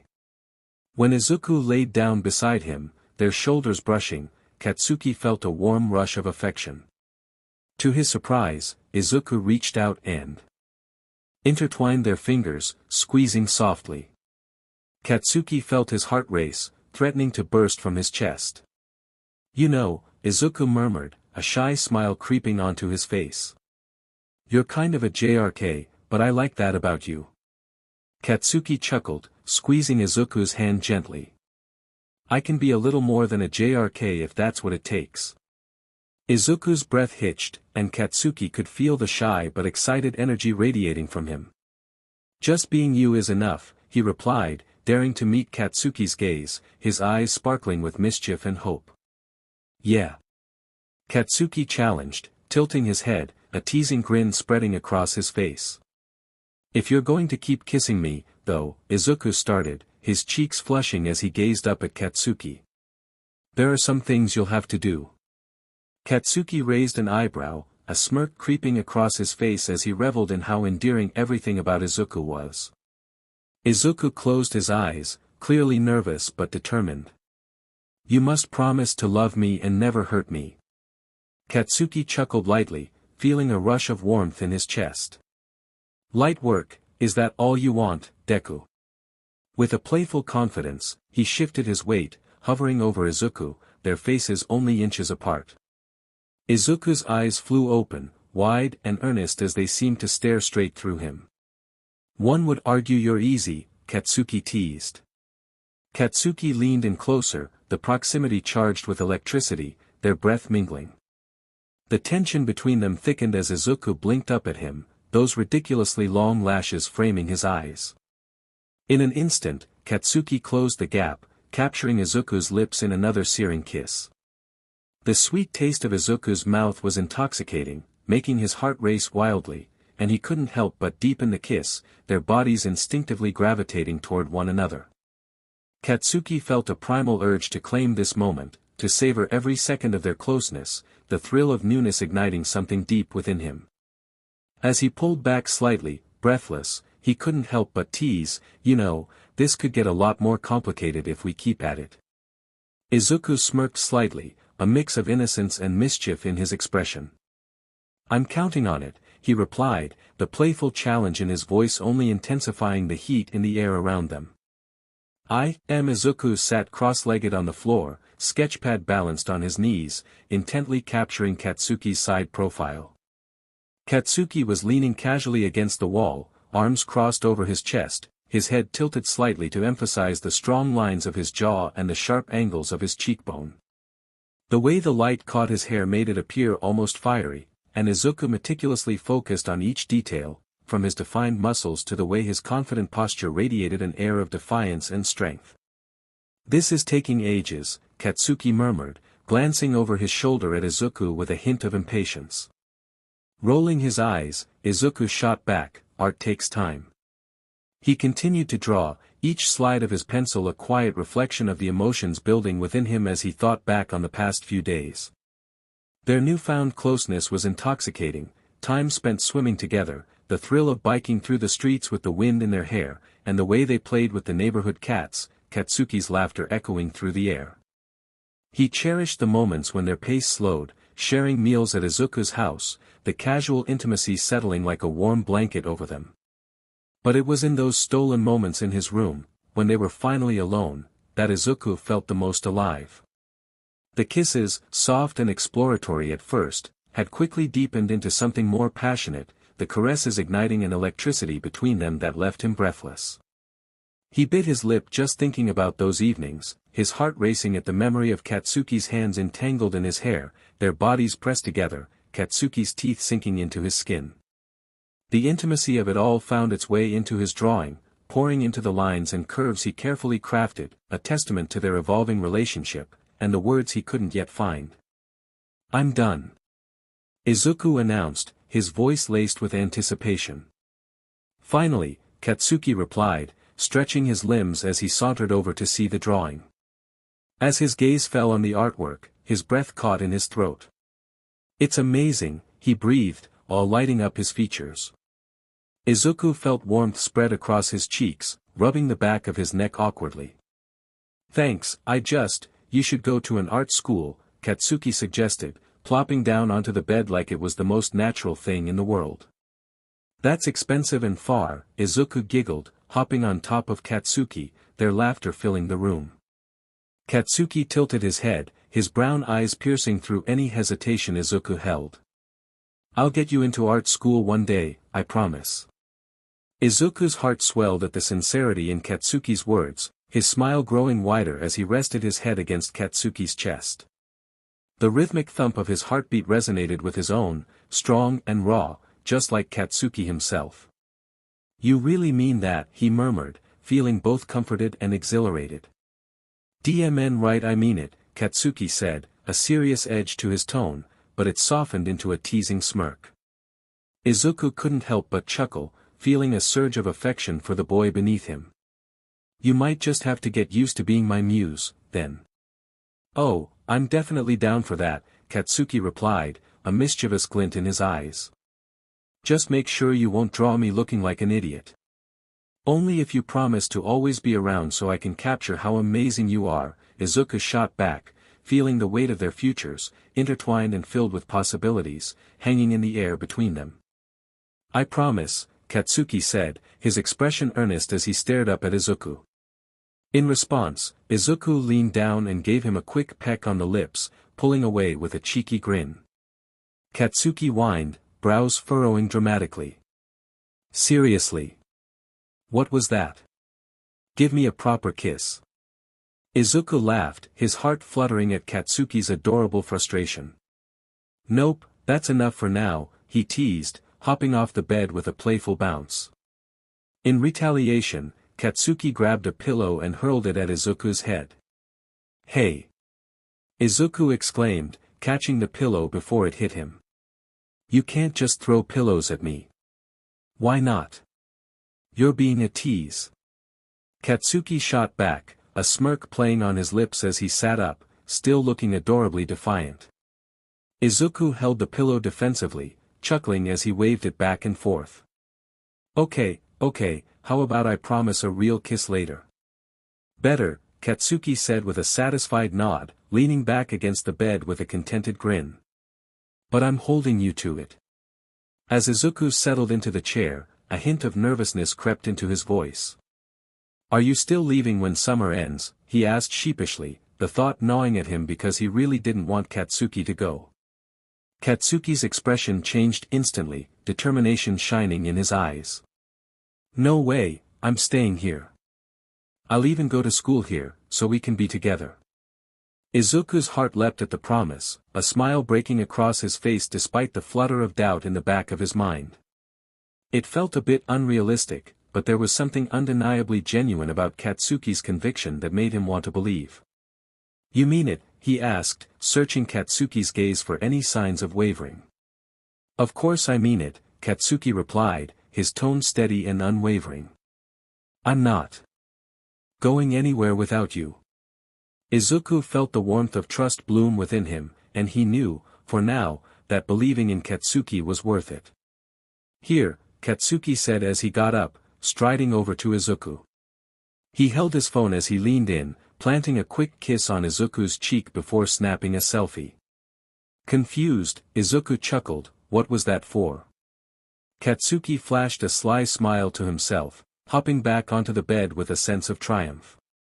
"I'm making this my phone screen," he proclaimed, his tone teasing but infused with sincerity. Izuku's heart swelled at Katsuki's words, a warm flutter of happiness spreading through him. The thought of being so cherished, immortalized on Katsuki's phone, made him feel incredibly special, as if the moment were a promise of closeness that he never wanted to end. Chapter 6, Home Where You Are. Izuku was floating, while Katsuki was swimming, the sun kissing their skin. Izuku smiled, he was right where he wanted to be.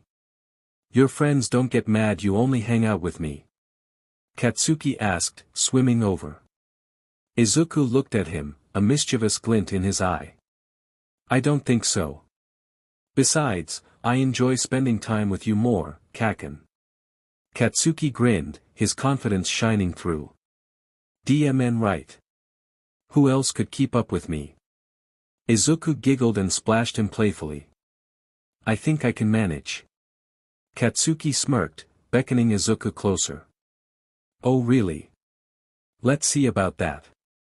Without warning, he lunged forward, tackling Izuku into the water, both of them erupting in laughter as they surfaced, gasping for air. Okay. You win." Izuku chuckled, his hair dripping. They hugged in the water, skin to skin, and it felt amazing, being here like this with Katsuki. Izuku wrapped his legs around his torso, pulling him closer, and in one swift motion, Katsuki threw himself back, sending them both splashing into the water. They surfaced, laughter bubbling up from their throats, and Izuku's heart swelled with happiness. "This is the best," he exclaimed, his eyes sparkling. Katsuki grinned, his cheeks flushed from the sun and adrenaline. "You're not getting rid of me that easily, you know." Izuku beamed, wishing desperately that time could freeze in this perfect moment. "I wouldn't want it any other way." Katsuki whispered, but Izuku heard it loud and clear. After swimming for a while longer, they got out and lay down on the blanket, still wet from the water. Izuku smiled as Katsuki wrapped his thumb and pointer finger around Izuku's ankle.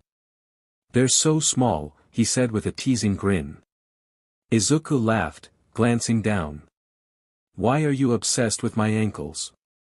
Katsuki smirked, lifting it to his lips and placing a soft kiss on his ankle, watching Izuku's face turn a shade of crimson. "Just appreciating the little things," he teased. Izuku whispered, his voice barely above a breath, "You're weird." Katsuki chuckled, kissing it again, then again, clearly enjoying the flustered reaction. "Weird? Maybe. But you like it." Izuku playfully rolled his eyes, a shy smile breaking across his face. Okay, you got me. Just don't make it a habit." Katsuki grinned, leaning back. "No promises, Deku." Katsuki winced as he lifted his t-shirt in front of the mirror, revealing a patchwork of bruises on his ribcage. Dark purples and blues stained his skin, reminders of the encounter that had escalated so quickly. "Damn it," he muttered under his breath, feeling the dull ache intensify as he examined the damage. At least his face was fine this time, he thought bitterly. It was all a blur. One moment he was standing up for himself, talking back to the old man, and the next moment, he was on the receiving end of a brutal beating. Katsuki felt a surge of anger at himself, but he could only breathe deeply, forcing himself to stay calm. He studied his reflection, the tension in his shoulders easing slightly as he focused on the bigger picture. "It's okay," he whispered to himself, his voice steadier than he felt. "I can take it." Each bruise was a testament to his resolve, a mark of his willingness to endure pain. If this is what he had to endure to be here and stay with Izuku, then he'd gladly take it. He clenched his fists, the pain a constant reminder, but he wouldn't let it weaken him. For Izuku's sake, he would bear the burden. No matter how many times he had to face this, he'd fight through it, driven by the thought of their time together and how much it meant to him. "I won't leave you," he vowed silently, steeling himself against the pain. His phone buzzed again, and Katsuki glanced at the screen, already knowing it was his mum. He didn't pick up. The thought of hearing her voice felt heavy in his chest, a weight he couldn't bear to lift. Since he arrived here last month, they haven't spoken. The only updates about his well-being trickled down through his grandparents. His stomach churned with bitterness as he thought about the conversation he needed to have. He'd have to bring up wanting to stay here, the option to transfer schools weighing on him like a lead blanket. The thought of it sent a mix of anxiety and resolve through him. It was a decision that carried the potential to change everything. Izuku had become his anchor, more important to him than anyone else, more significant than the family ties that once bound him. He craved that connection, the comfort he found in the green-haired boy's presence. "What do they know about me?" he spat quietly, sourness lacing his thoughts. The pressure of expectations from his parents felt suffocating, and he was done trying to fit into a mold that never suited him. The idea of stepping away from it all and making a choice for himself thrilled him, but the fear of confrontation loomed large. After all the sacrifices he had made, after everything that happened, here, with Izuku, he felt a glimmer of hope he thought he'd lost forever. With a heavy sigh, he hit the power button on his phone, silencing the persistent buzz. There would be a time for that conversation, a time to confront the past, but for now, he just wanted to hold on to the present. He couldn't let anything, or anyone, get in the way of what he was starting to build with Izuku. That was more important. That was everything. Washing his face with cold water, Katsuki felt the icy droplets snap him into focus, clearing some of the fog from his mind. He wiped his hands on a towel, then threw on a hoodie, the familiar fabric comforting against his skin. Tonight was supposed to be dinner with Izuku and his mom, a thought that sent a rush of anticipation through him. He couldn't wait. He checked the hallways, making sure no one was around before sprinting outside, the chill in the air igniting a sense of urgency in his veins. Pulling the hood over his head, he felt a surge of determination. Deku's worth it, he muttered under his breath. Worth leaving behind the life he knew in the city, worth sacrificing his friends, and even his parents, if it came down to it. He'd face his butt of a grandfather too if that's what it took. As he walked, his steps quickened with the pounding of his heart. He's worth all this bullshit, he growled, the raw truth of his feelings grounding him. Katsuki had been through hell, but none of that mattered now. What mattered was Izuku, seeing that hopeful smile on his face and knowing he had someone worth fighting for. F everything else, he said aloud, the words almost a mantra as he moved through the night. Each step was fueled by a fierce determination, a refusal to let anything or anyone stand in the way of what he wanted. Izuku brought out a side of him that he barely understood, one that was willing to fight against the world for a chance at happiness. And that made all the pain worth it. As Katsuki knocked on the door, he felt a flutter of nerves mixed with excitement. The door swung open, revealing Izuku's mom with a warm smile that made him feel a bit more at ease. "Katsuki, come in, dear," she said kindly. He nodded his head politely, stepping inside and shaking off the chill of the evening air. "Izuku, Katsuki is here," she called out, and within moments, the sound of footsteps pounded down the stairs. Katsuki barely had time to brace himself before Izuku leaped into him, arms wrapping around him in an exuberant hug. "Easy." Katsuki chuckled, though he couldn't help but grimace slightly as his ribs protested at the contact. He quickly returned the embrace, pulling Izuku close, feeling the warmth radiating between them. "I'm so happy to see you," Izuku whispered into Katsuki's neck, almost as if sharing a secret. "Yeah, I'm happy to see you too," Katsuki replied, though he couldn't help but roll his eyes. "We saw each other yesterday, though." Izuku pulled back slightly, a small smile dancing on his lips, but there was a fleeting hint of shyness in his eyes as he looked away. "I know," he said softly, and in that moment, Katsuki felt warmth spreading through his chest, a sense of clarity settling in. He couldn't help but think how absolutely worth it all of this was. Izuku was the light that chased away the shadows, pulling him out of weighty thoughts and into something brighter. "Let's get to dinner then," Katsuki said, a playful smirk breaking through his serious facade. He felt the corners of his mouth twitching upward, and as he followed Izuku into the living room, he realized just how much he had wanted this moment. There was something about Izuku that made all the bullshit fade away. Katsuki silently promised himself that whatever it took, he'd fight to keep this feeling alive. "What's for dinner, Ma?" Katsuki asked, leaning against the kitchen counter, a grin spreading across his face. He felt at home in this place, surrounded by the comforting sense of home-cooked food. Izuku's mother giggled, her eyes shining with amusement. "We've got homemade lasagna, garlic bread, and a fresh salad with your favorite dressing." Izuku rolled his eyes, his cheeks a bit pink as he shot Katsuki a playful glare. "Don't encourage him, Mom.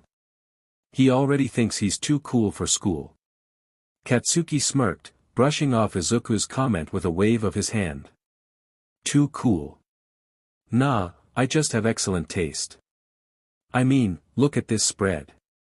As Izuku's mom set the plates on the dining table, Katsuki exclaimed, "This looks so good."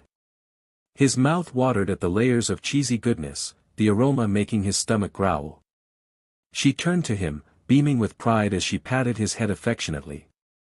"Eat up, big boy. You need your strength if you still want to chase Izuku around all day."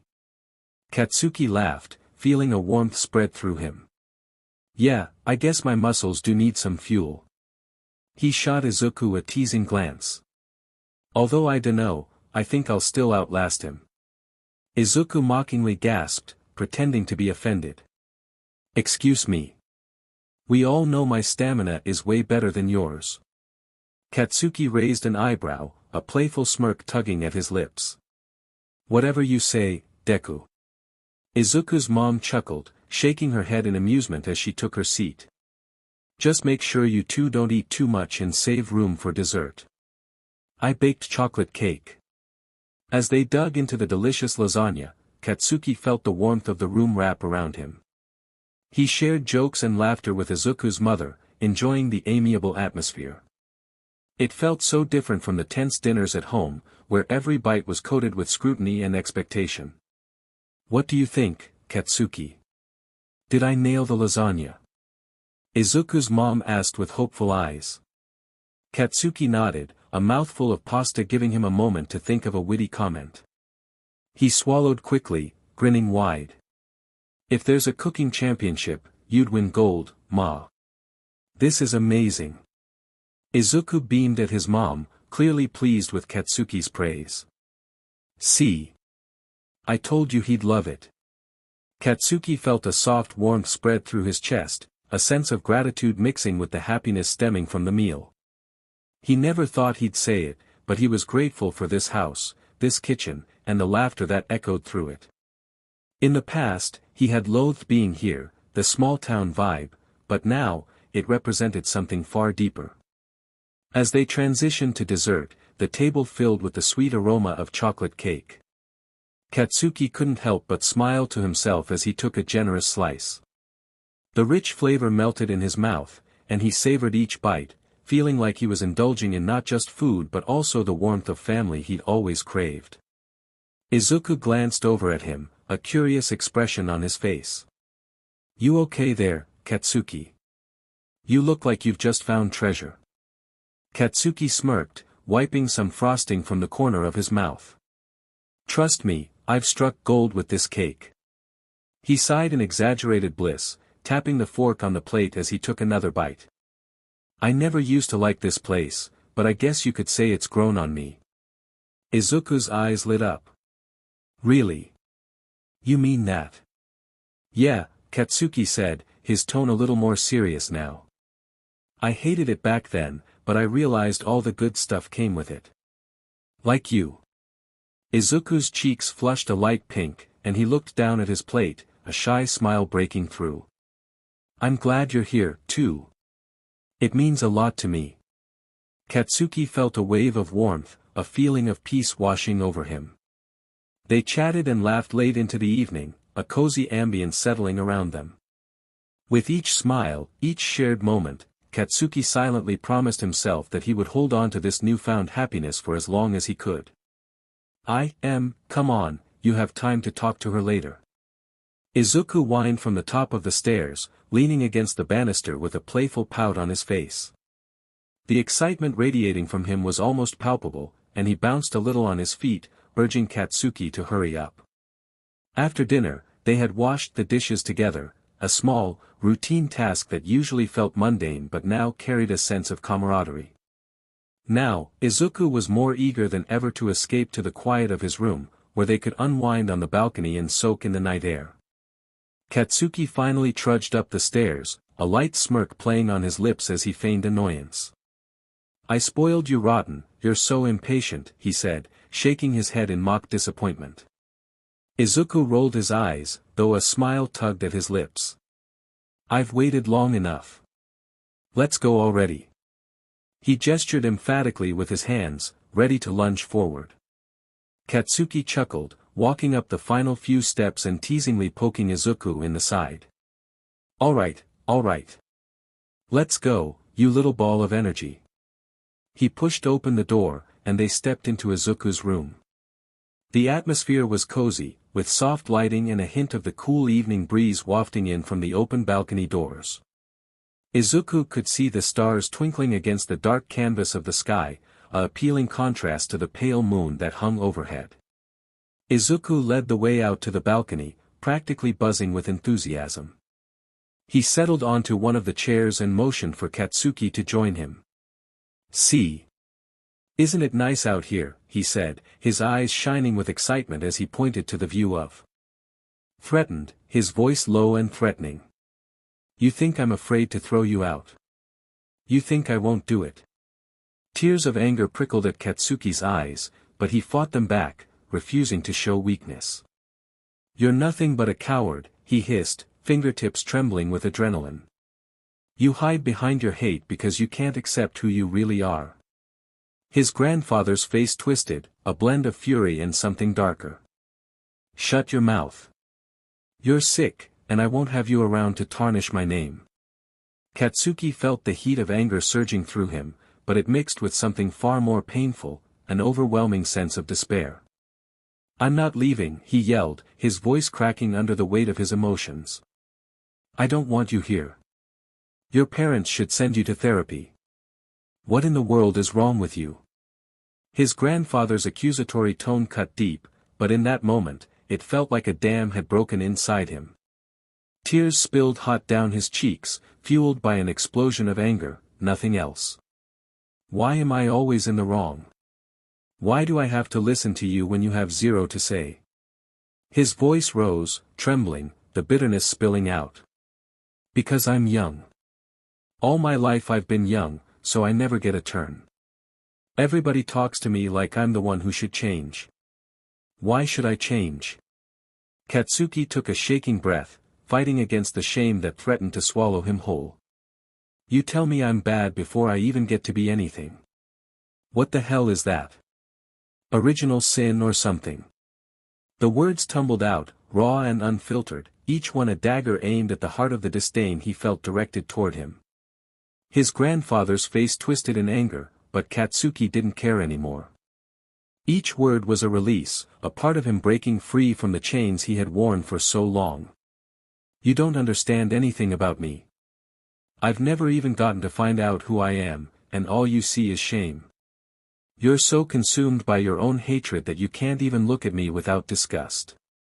Enough, his grandfather roared, but the sound only fueled Katsuki's fire. He moved closer, his heart pounding, desperate for his voice to be heard over the years of pent-up frustration. With every word, he felt a piece of himself reclaiming its right to exist. Do you know how it feels to be told you're a monster for loving someone? You don't listen, you just throw insults. You see my love and can't even acknowledge it as real. All I want is the freedom to figure out who I am without your rules weighing me down. Katsuki's chest heaved with exertion, his anger mingling with the hurt he had carried for far too long. I'm not going to hide. I refuse to let your hate define me. You don't get to decide who I become. I'm done being your punching bag, I was never scared of you. The silence that followed was deafening, filled with unspoken words and painful truths.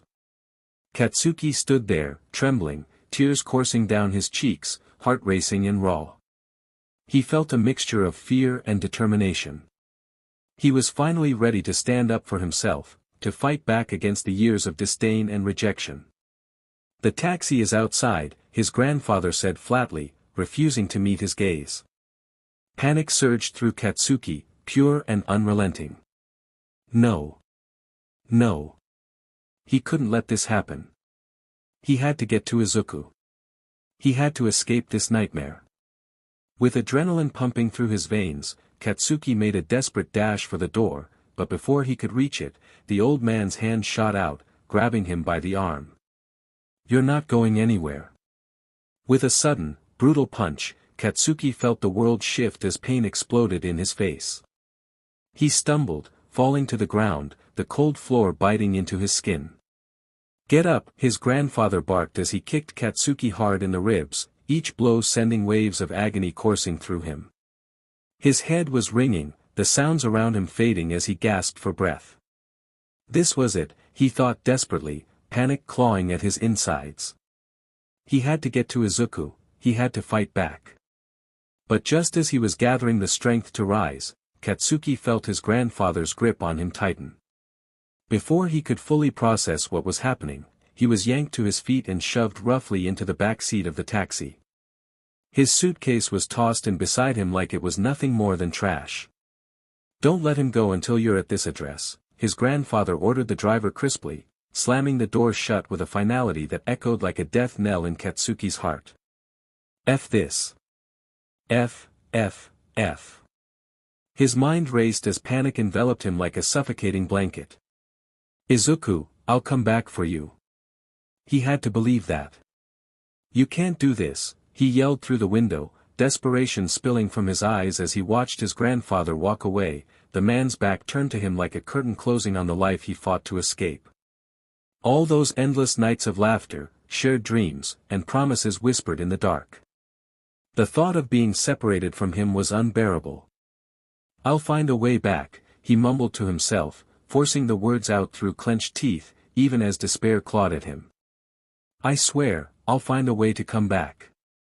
Every second in that taxi felt like an eternity. He could feel tears stinging his eyes, fueled by a cocktail of fear and fury. Katsuki slammed his fists against the seat in frustration. He was not going to let this be the end. He was not going to let his grandfather define him, define his happiness. With every beat of his heart, he felt a fierce, burning determination growing within him. No matter what it took, he would get back to Izuku. The world outside might not care, but he would fight. Fight for himself, fight for the love that made him feel alive. He would come back. Chapter 8, After Izuku felt the air around him grow heavier as the old woman's words sank in. He left. 2 days ago. The weight of disbelief settled in his chest like a stone, pressing down on him until he struggled to breathe. He had given Katsuki space, thinking it was what he needed, but what if that had been a mistake?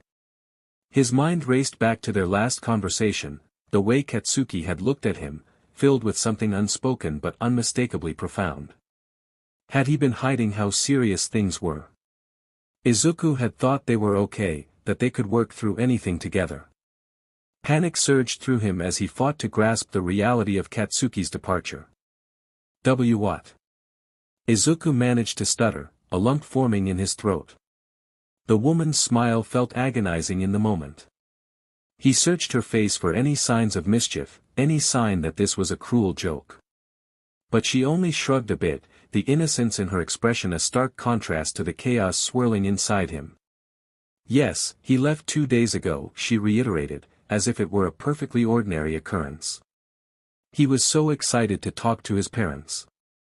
Said he was ready to come home. An easy smile shined from her wrinkled face, but it only felt like salt in the wound. Home. Wasn't he home with Izuku? Izuku's heart dropped into an abyss of uncertainty. He nodded stiffly, feeling as if the ground was crumbling beneath him. He left, without a word, without saying goodbye, and a bitter sense of betrayal festered in his gut. I'm sorry for bothering you, he whispered, barely able to meet her eyes as he turned away.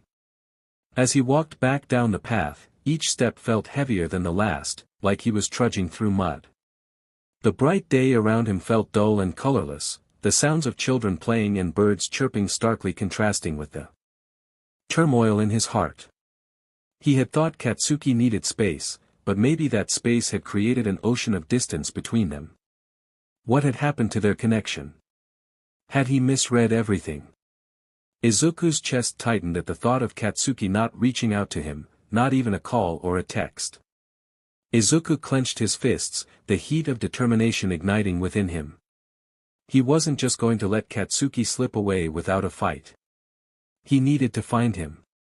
He needed to understand why he left and bring him back, not just because it was his duty, but because Katsuki meant the world to him.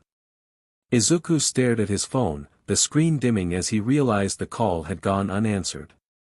No ring, no voicemail, nothing.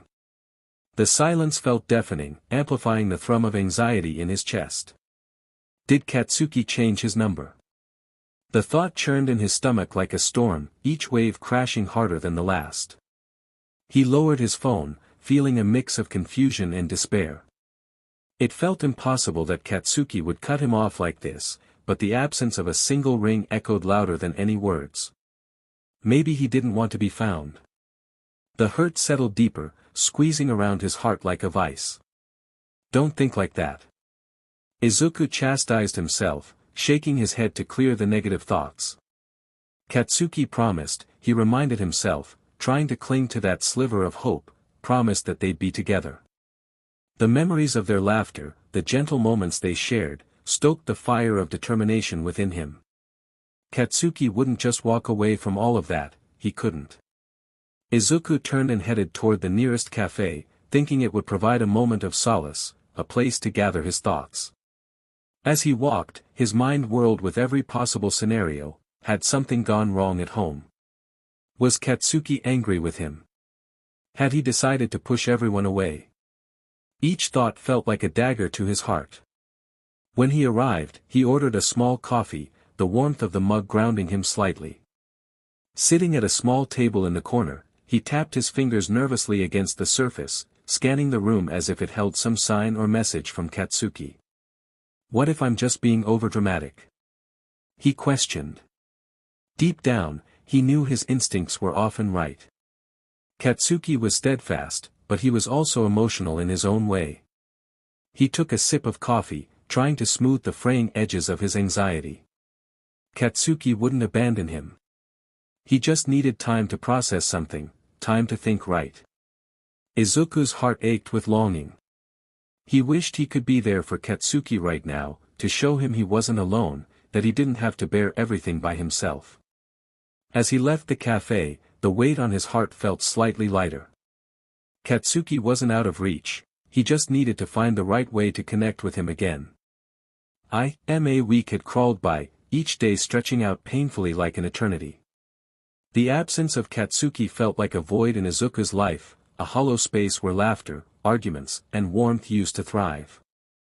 What was Katsuki doing? Was he okay? Those questions consumed Izuku's thoughts as he scrolled through social media, looking for any trace of Katsuki, but there was nothing, no updates, no hints about his whereabouts. He had gone to Katsuki's grandparents' house again, but they couldn't provide any new information. They mentioned how he'd been so happy when he left, but nobody seemed to understand why he had vanished without a trace. Izuku felt his heart clench tightly as he recalled the last time he saw Katsuki's smile, how rich and vibrant it had been, full of promises and plans. How could everything change so fast? His stomach churned with anxiety, and the food he tried to eat sat heavy in his throat. It was too hard to swallow when all he could think of was Katsuki's absence. Was it all a lie? He whispered to himself, his voice barely audible. When Katsuki said he wanted to stay, did he mean it? Doubts circled like vultures, pecking at the remnants of hope Izuku had clung to. He replayed their moments together, searching for signs that it had all been a facade, but deep down, he refused to believe it. Katsuki wasn't like that, their love was real, wasn't it? He cared. He liked, loved, Izuku. The very thought of it was a lifeline, tugging at the threads of despair that threatened to drown him. Unable to push those feelings aside, Izuku clung desperately to the memories, Katsuki's laughter, the way he would hurl insults that were somehow laced with affection, the way he looked when he was deep in thought, and the rare moments when his eyes softened as he watched Izuku. Izuku walked away from his untouched meal, shaking his head, refusing to allow despair to win. It was disrespectful to Katsuki to give in to hopelessness. He knew Katsuki cared deeply, knew that he wouldn't just abandon everything they had built together. With renewed determination, he made a plan. If he couldn't reach Katsuki directly, maybe he could find someone who could help. He decided to reach out to his friends. They had been through so much together, and he knew they would want to help. He took a deep breath and pulled out his phone. With fingers trembling from a mix of anxiety and purpose, he crafted a message: "Hey everyone, I need your help. Katsuki has been missing for a week, and I can't find him. He left without saying goodbye, and I'm really worried about him. If you've heard from him or know where he might be, please let me know. I just want to make sure he's okay. Thank you." After hitting send, a wave of apprehension coursed through him. What if no one had heard from Katsuki? What if they didn't know anything? But moments later, his phone buzzed. "Ochiko, Izuku, we'll do everything we can. Don't worry. Let's meet up and talk. We can figure this out together. Tenya, I'll ask around too. He wouldn't just disappear, right? We've got your back. Todoroki, I'll help. The supportive messages flooded in, and with each one, Izuku felt a flicker of hope reigniting within him. He wasn't alone in this search, he had friends who cared, friends who would stand by him no matter what. As he prepared to meet them, he felt a surge of determination. He would find Katsuki. Their bond was not broken, it was just, temporarily out of reach. Izuku would bring it back, no matter what it took. He loved Katsuki, and that love would guide him through the darkness. Days blurred together in a sea of sorrow and confusion, and Izuku lost track of time as he lay curled up in his bed. How long had it been? He couldn't remember. Each tick of the clock felt like a relentless reminder of Katsuki's absence, the ticking creating a haunting rhythm that filled the silence of his empty room. His body felt heavy, weighed down by the emotions he couldn't escape. The tears had come in waves, leaving him feeling hollow, like a vessel drained of life. Every time he thought of those fierce but soft brown eyes, Katsuki's bright and passionate gaze, more tears spilled forth, an unstoppable flood of grief. Why did he leave? The question echoed endlessly in his mind, sharp and relentless. Izuku clutched his chest as another wave of emotions crashed over him. Wasn't he worth even a goodbye? The ache stung deep within, a painful reminder that he hadn't even been given a chance to understand what had happened or why Katsuki had made the choice to walk away. The thought of it felt like a cold weight pressing down on him, stealing the breath from his lungs. Every moment passed with a cruel slowness, yet each second deepened his despair. He remembered the warmth of Katsuki's presence, the playful banter that always somehow made everything feel right. Those memories became bittersweet, like fragile glass, appealing and sharp, dangerously easy to break.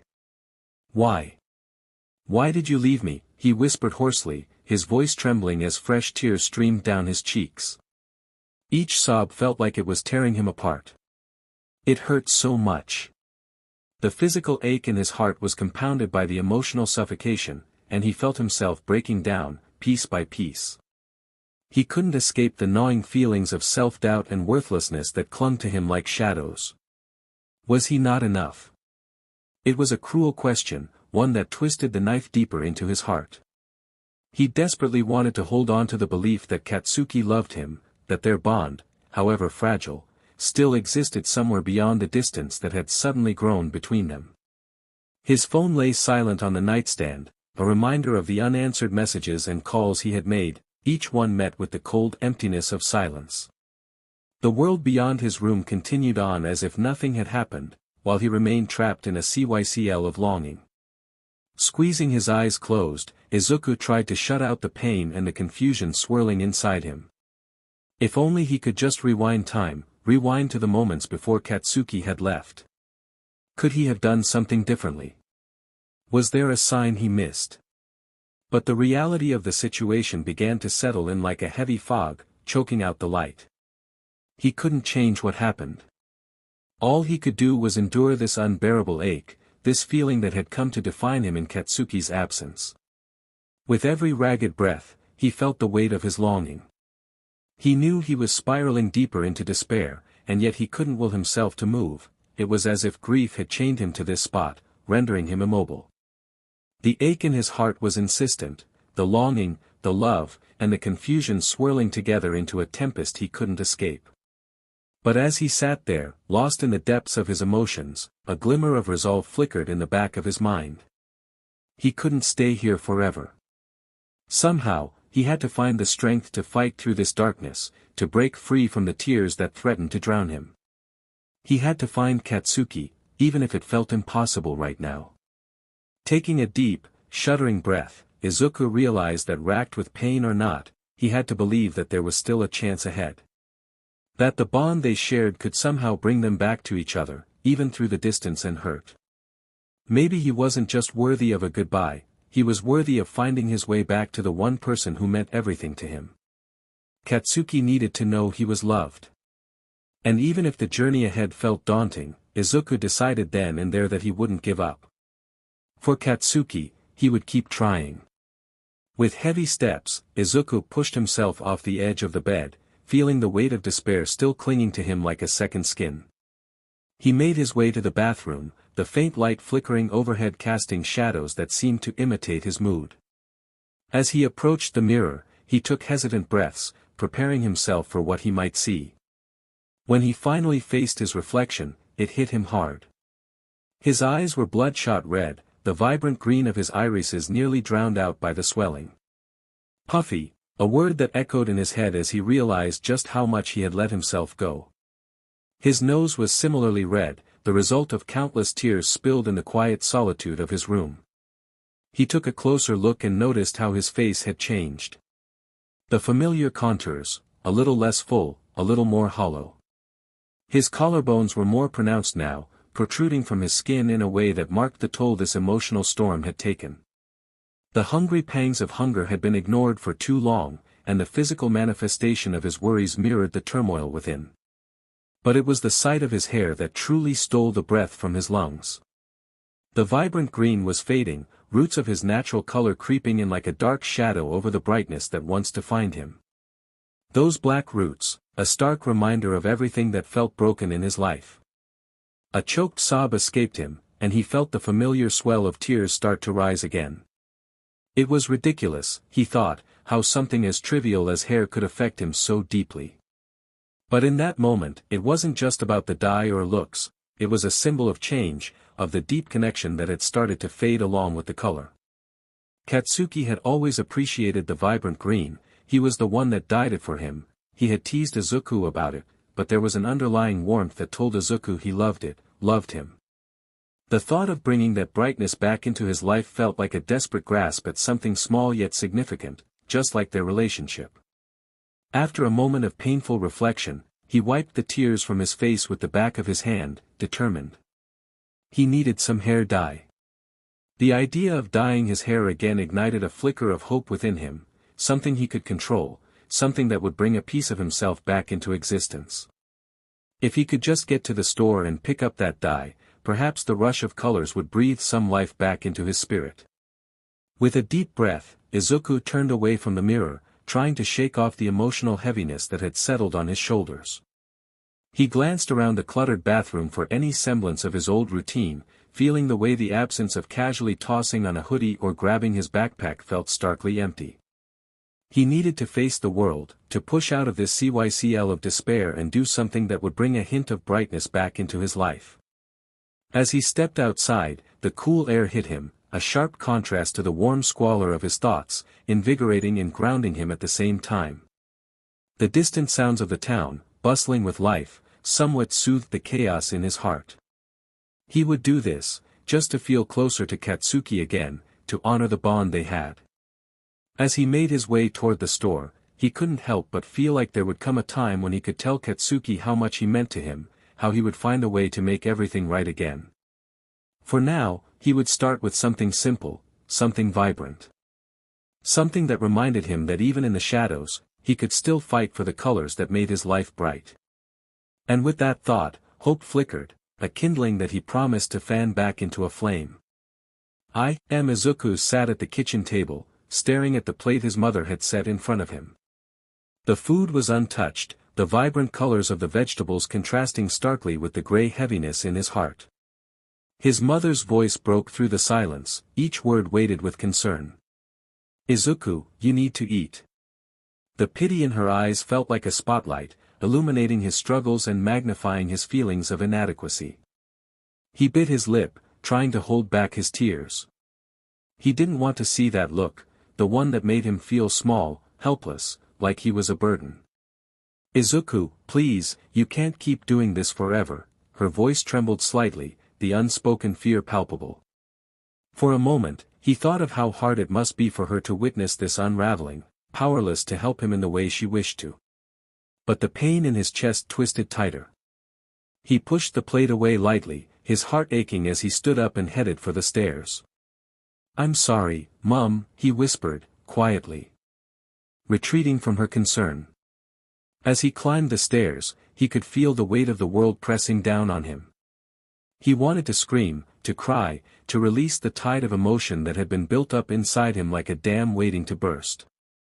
But all he could do was throw himself onto his bed, and the floodgates opened. "Why aren't you here?" The question echoed in his mind like a haunting refrain.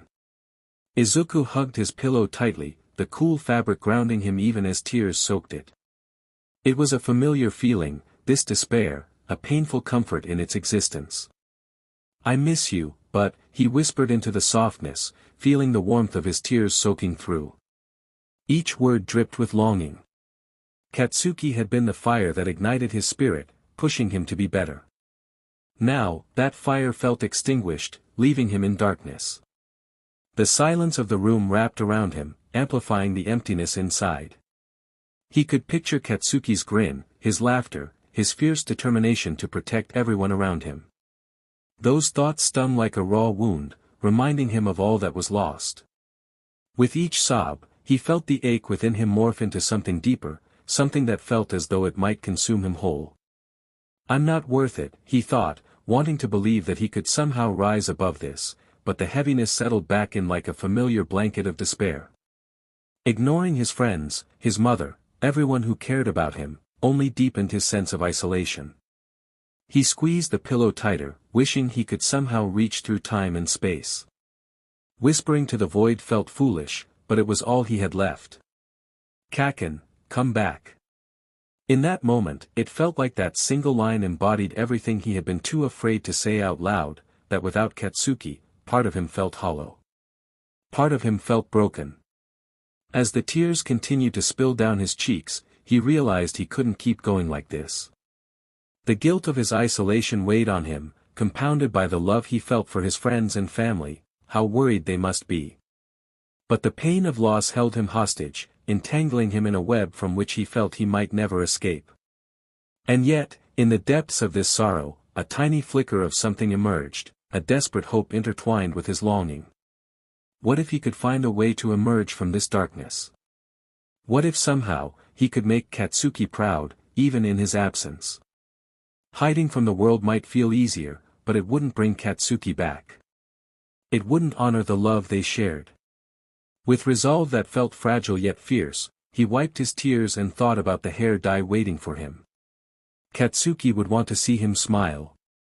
Maybe, just maybe, he could take a step toward healing, not just for himself but for everyone who cared. It would be a small step, but he could try, one breath, one moment at a time. "I'll do it for you, Kaken," he whispered, clutching the pillow tightly for comfort. And for the first time in days, he found the wish to wake up tomorrow and face the world again, chasing that flicker of brightness amidst the shadows. Izuku sank down to the cold tiles of the bathroom floor, his back against the wall, feeling utterly defeated. The vibrant green of his freshly dyed hair contrasted starkly with the despair surrounding him. It was meant to be a fresh start, a small act of self-care to reclaim a piece of himself, his color, his spirit. Yet, as he sat there, all it did was remind him of everything he had lost. "I can't do it, Kaken," he whispered through choked sobs, his voice trembling in the stillness of the bathroom. The weight of his grief felt like it was crushing him, pressing down so hard that it made every breath painful. Time slipped away as tears streamed down his cheeks, soaking his hands as he buried his face in them. He wanted so desperately to be better, to stop feeling this overwhelming ache in his chest. But no matter how hard he tried to convince himself, there was an undeniable truth: he couldn't live without Katsuki. It wasn't right. "Please, why did you do this to me?" Izuku cried, feeling the darkness wrap around him like a suffocating blanket. It felt so unfair. Why had love blossomed between them, only to end in heartache? Katsuki had ignited a fire within him, something that pushed him to be stronger, braver, someone who could fight against the odds. "Why did you make me love you?" he choked out, the question tinged with pain and betrayal. Doubt crept in like shadows, wrapping around his heart tighter, squeezing until he felt like he could hardly breathe. Did Katsuki ever feel this way? Was their bond ever real, or was it just a appealing illusion crafted in the heat of their rivalry? The confusion tore at him. He felt lost, drowning in his thoughts and emotions, questioning every memory they had shared. While Katsuki had always exuded confidence and strength, Izuku couldn't help but wonder if maybe Katsuki had never meant for him to feel this way. If he'd truly understood the impact he had on Izuku's heart, could things have been different? He wanted to scream, to let out all the anguish and heartbreak that twisted inside him, but it felt like all the sound had left him. The quiet bathroom around him felt like a prison, echoing his sorrow back at him in the eerie silence. As his tears soaked his hands, the cold tiles pressed against him like an anchor, weighing him down in his grief. Each sob seemed to echo louder in the emptiness, reminding him of the void left behind, of all the questions he couldn't answer. Finally, the exhaustion of it all washed over him. He drew a shaky breath and leaned back against the wall, his body weary from the emotional toll. In that heaviness, he felt an inkling of longing, to honor Katsuki's memory, to be the person Katsuki always believed he could be. With trembling hands, he wiped the tears from his face, pulling himself together even as he fought against the chaotic swirl of thoughts. "I don't know if I can be strong enough, Kaken. I just don't." His voice was barely a whisper. He closed his eyes, envisioning Katsuki's fierce smile and the way he would always challenge him. He could hear his voice in his mind, simple yet powerful, "Stop moping around, Deku. You're better than this." Izuku took a deep breath. It wouldn't happen overnight. Healing wouldn't be a linear process, but for every moment of darkness, there could be light. He could try. He could reach for that light. "I'll try," he whispered to the empty room, the hint of a promise forming in his heart. "I will. For you, Katsuki. I'll find my way back."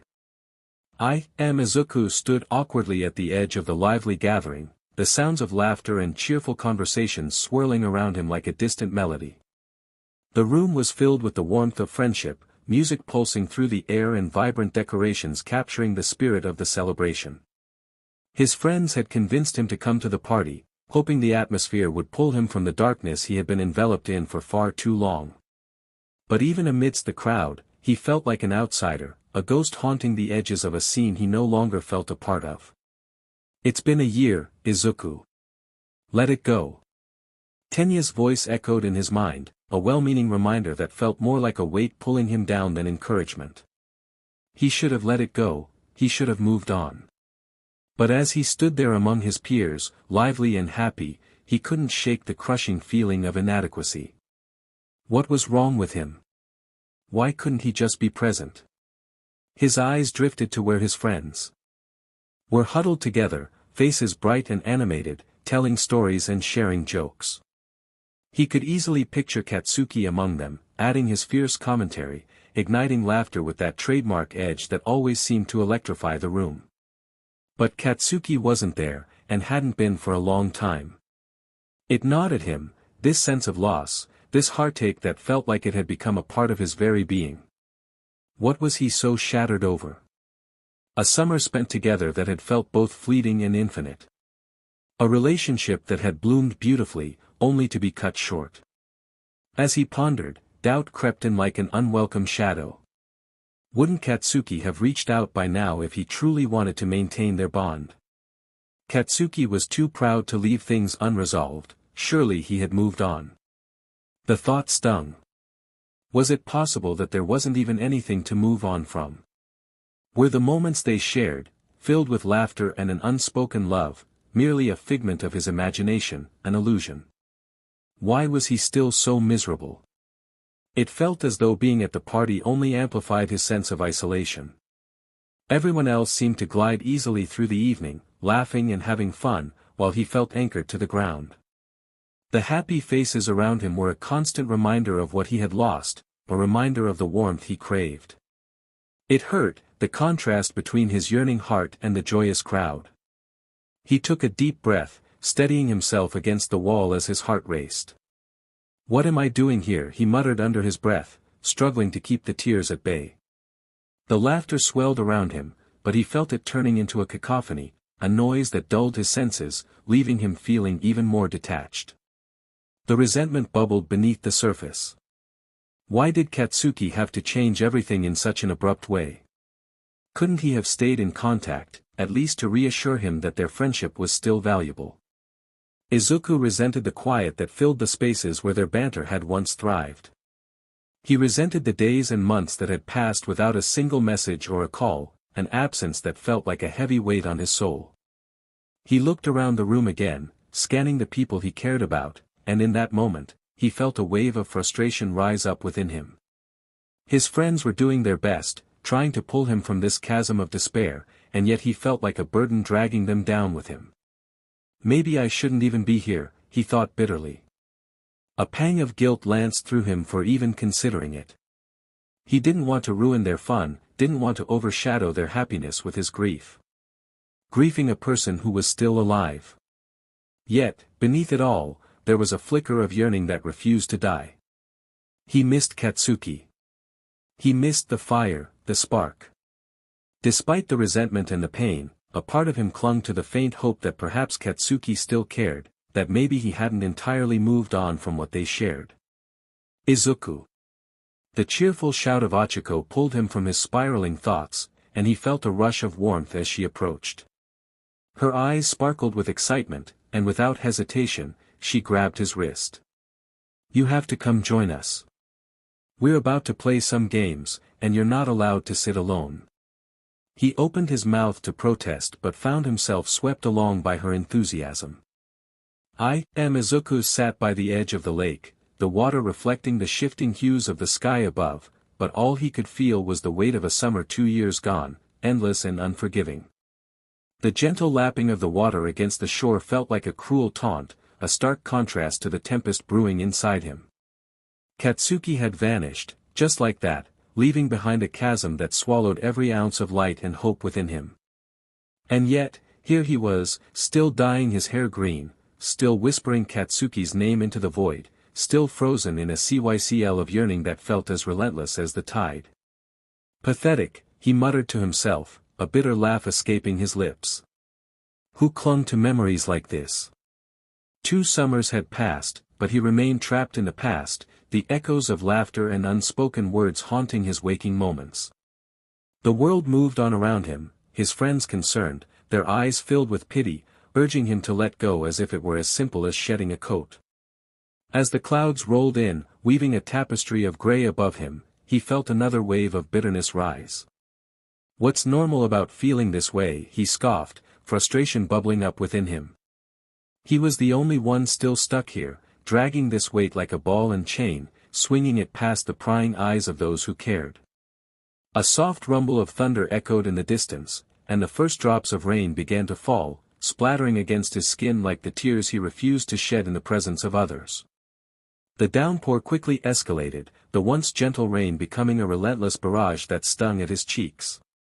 Tears began to spill unbidden, flowing like the rain, mixing with the droplets cascading from his hair and down his face. He felt the numbness pulling at him, the void within his heart now exposed, raw and aching. It was ironic how he could drown in his own sorrow while the sky wept for him, or perhaps, against him. It felt like a cosmic punishment. He had scared the gods with his grief.